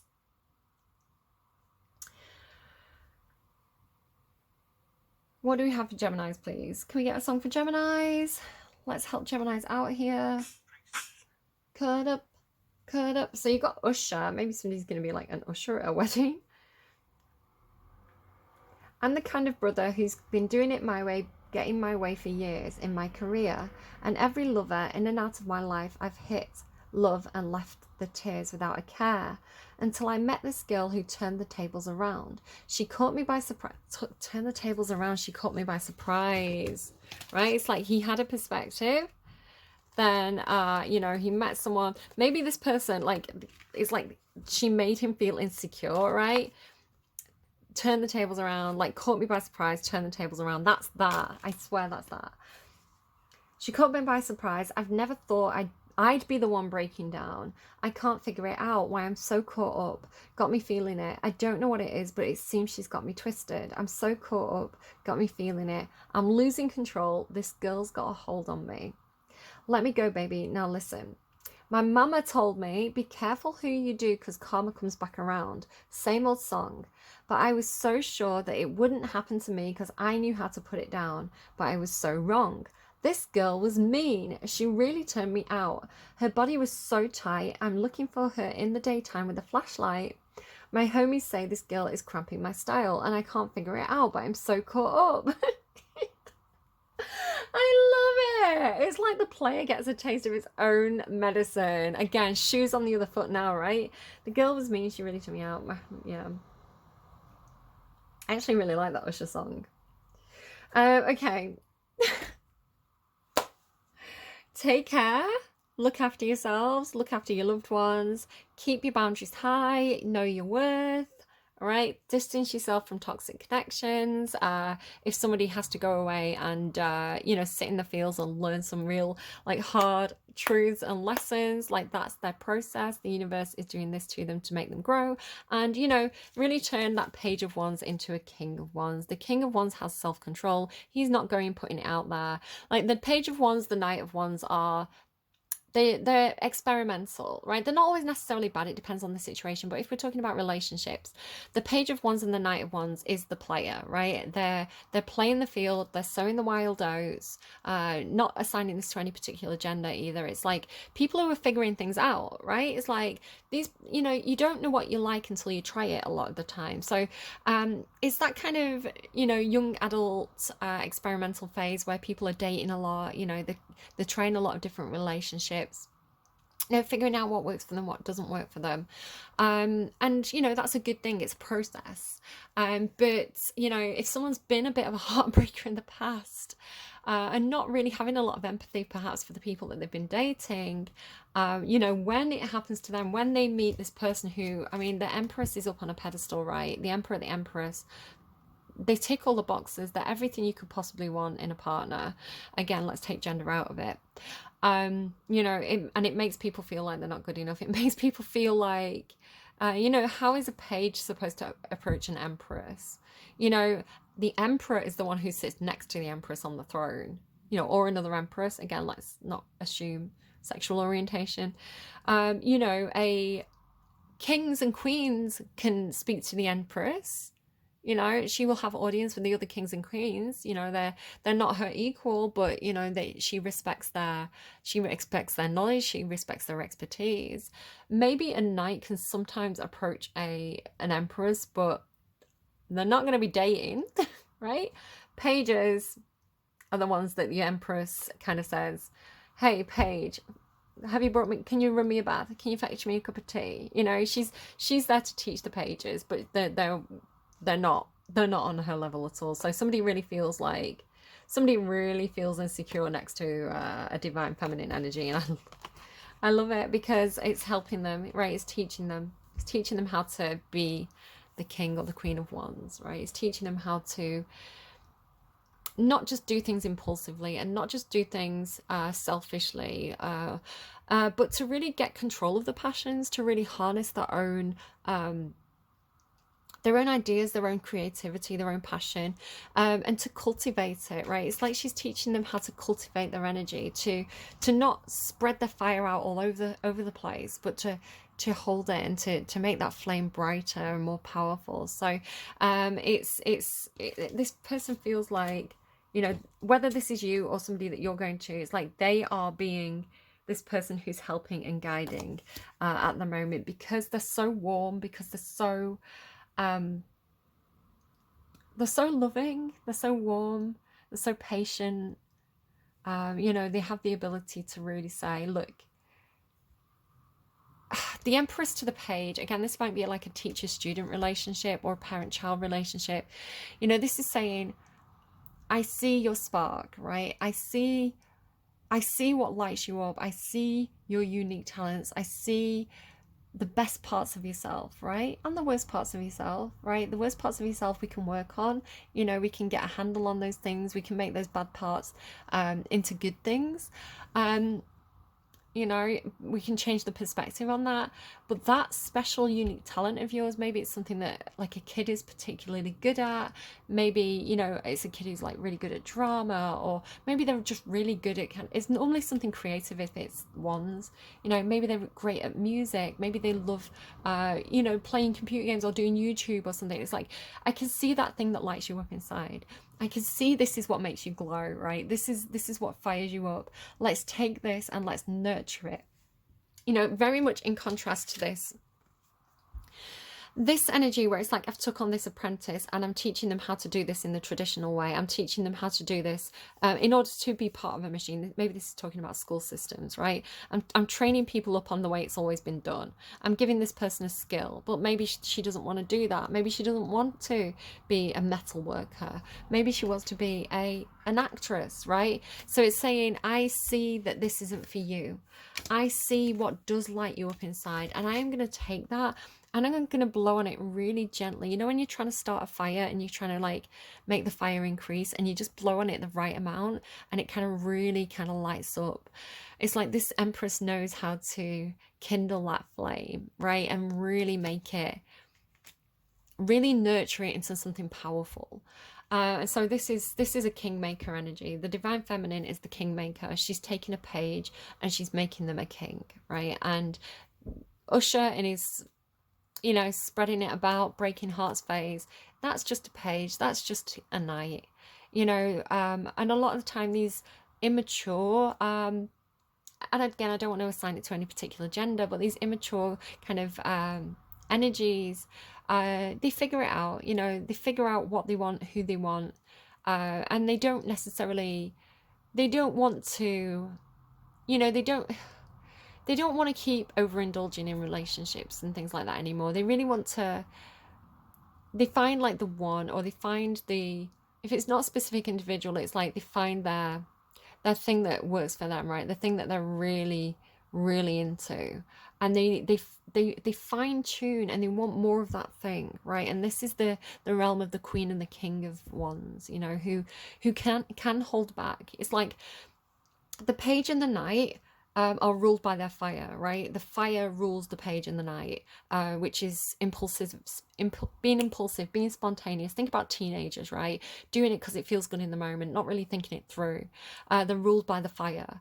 But as you mature and as you age and as you gain life experience, you start to own your fire, right? It starts to become a fuel that you can throw at things that you're passionate about. And you're not just going to do something in like a knee-jerk moment anymore. Like, you develop that self-control. So this is really the difference. And again, it's not that anything is good or bad, it's phases.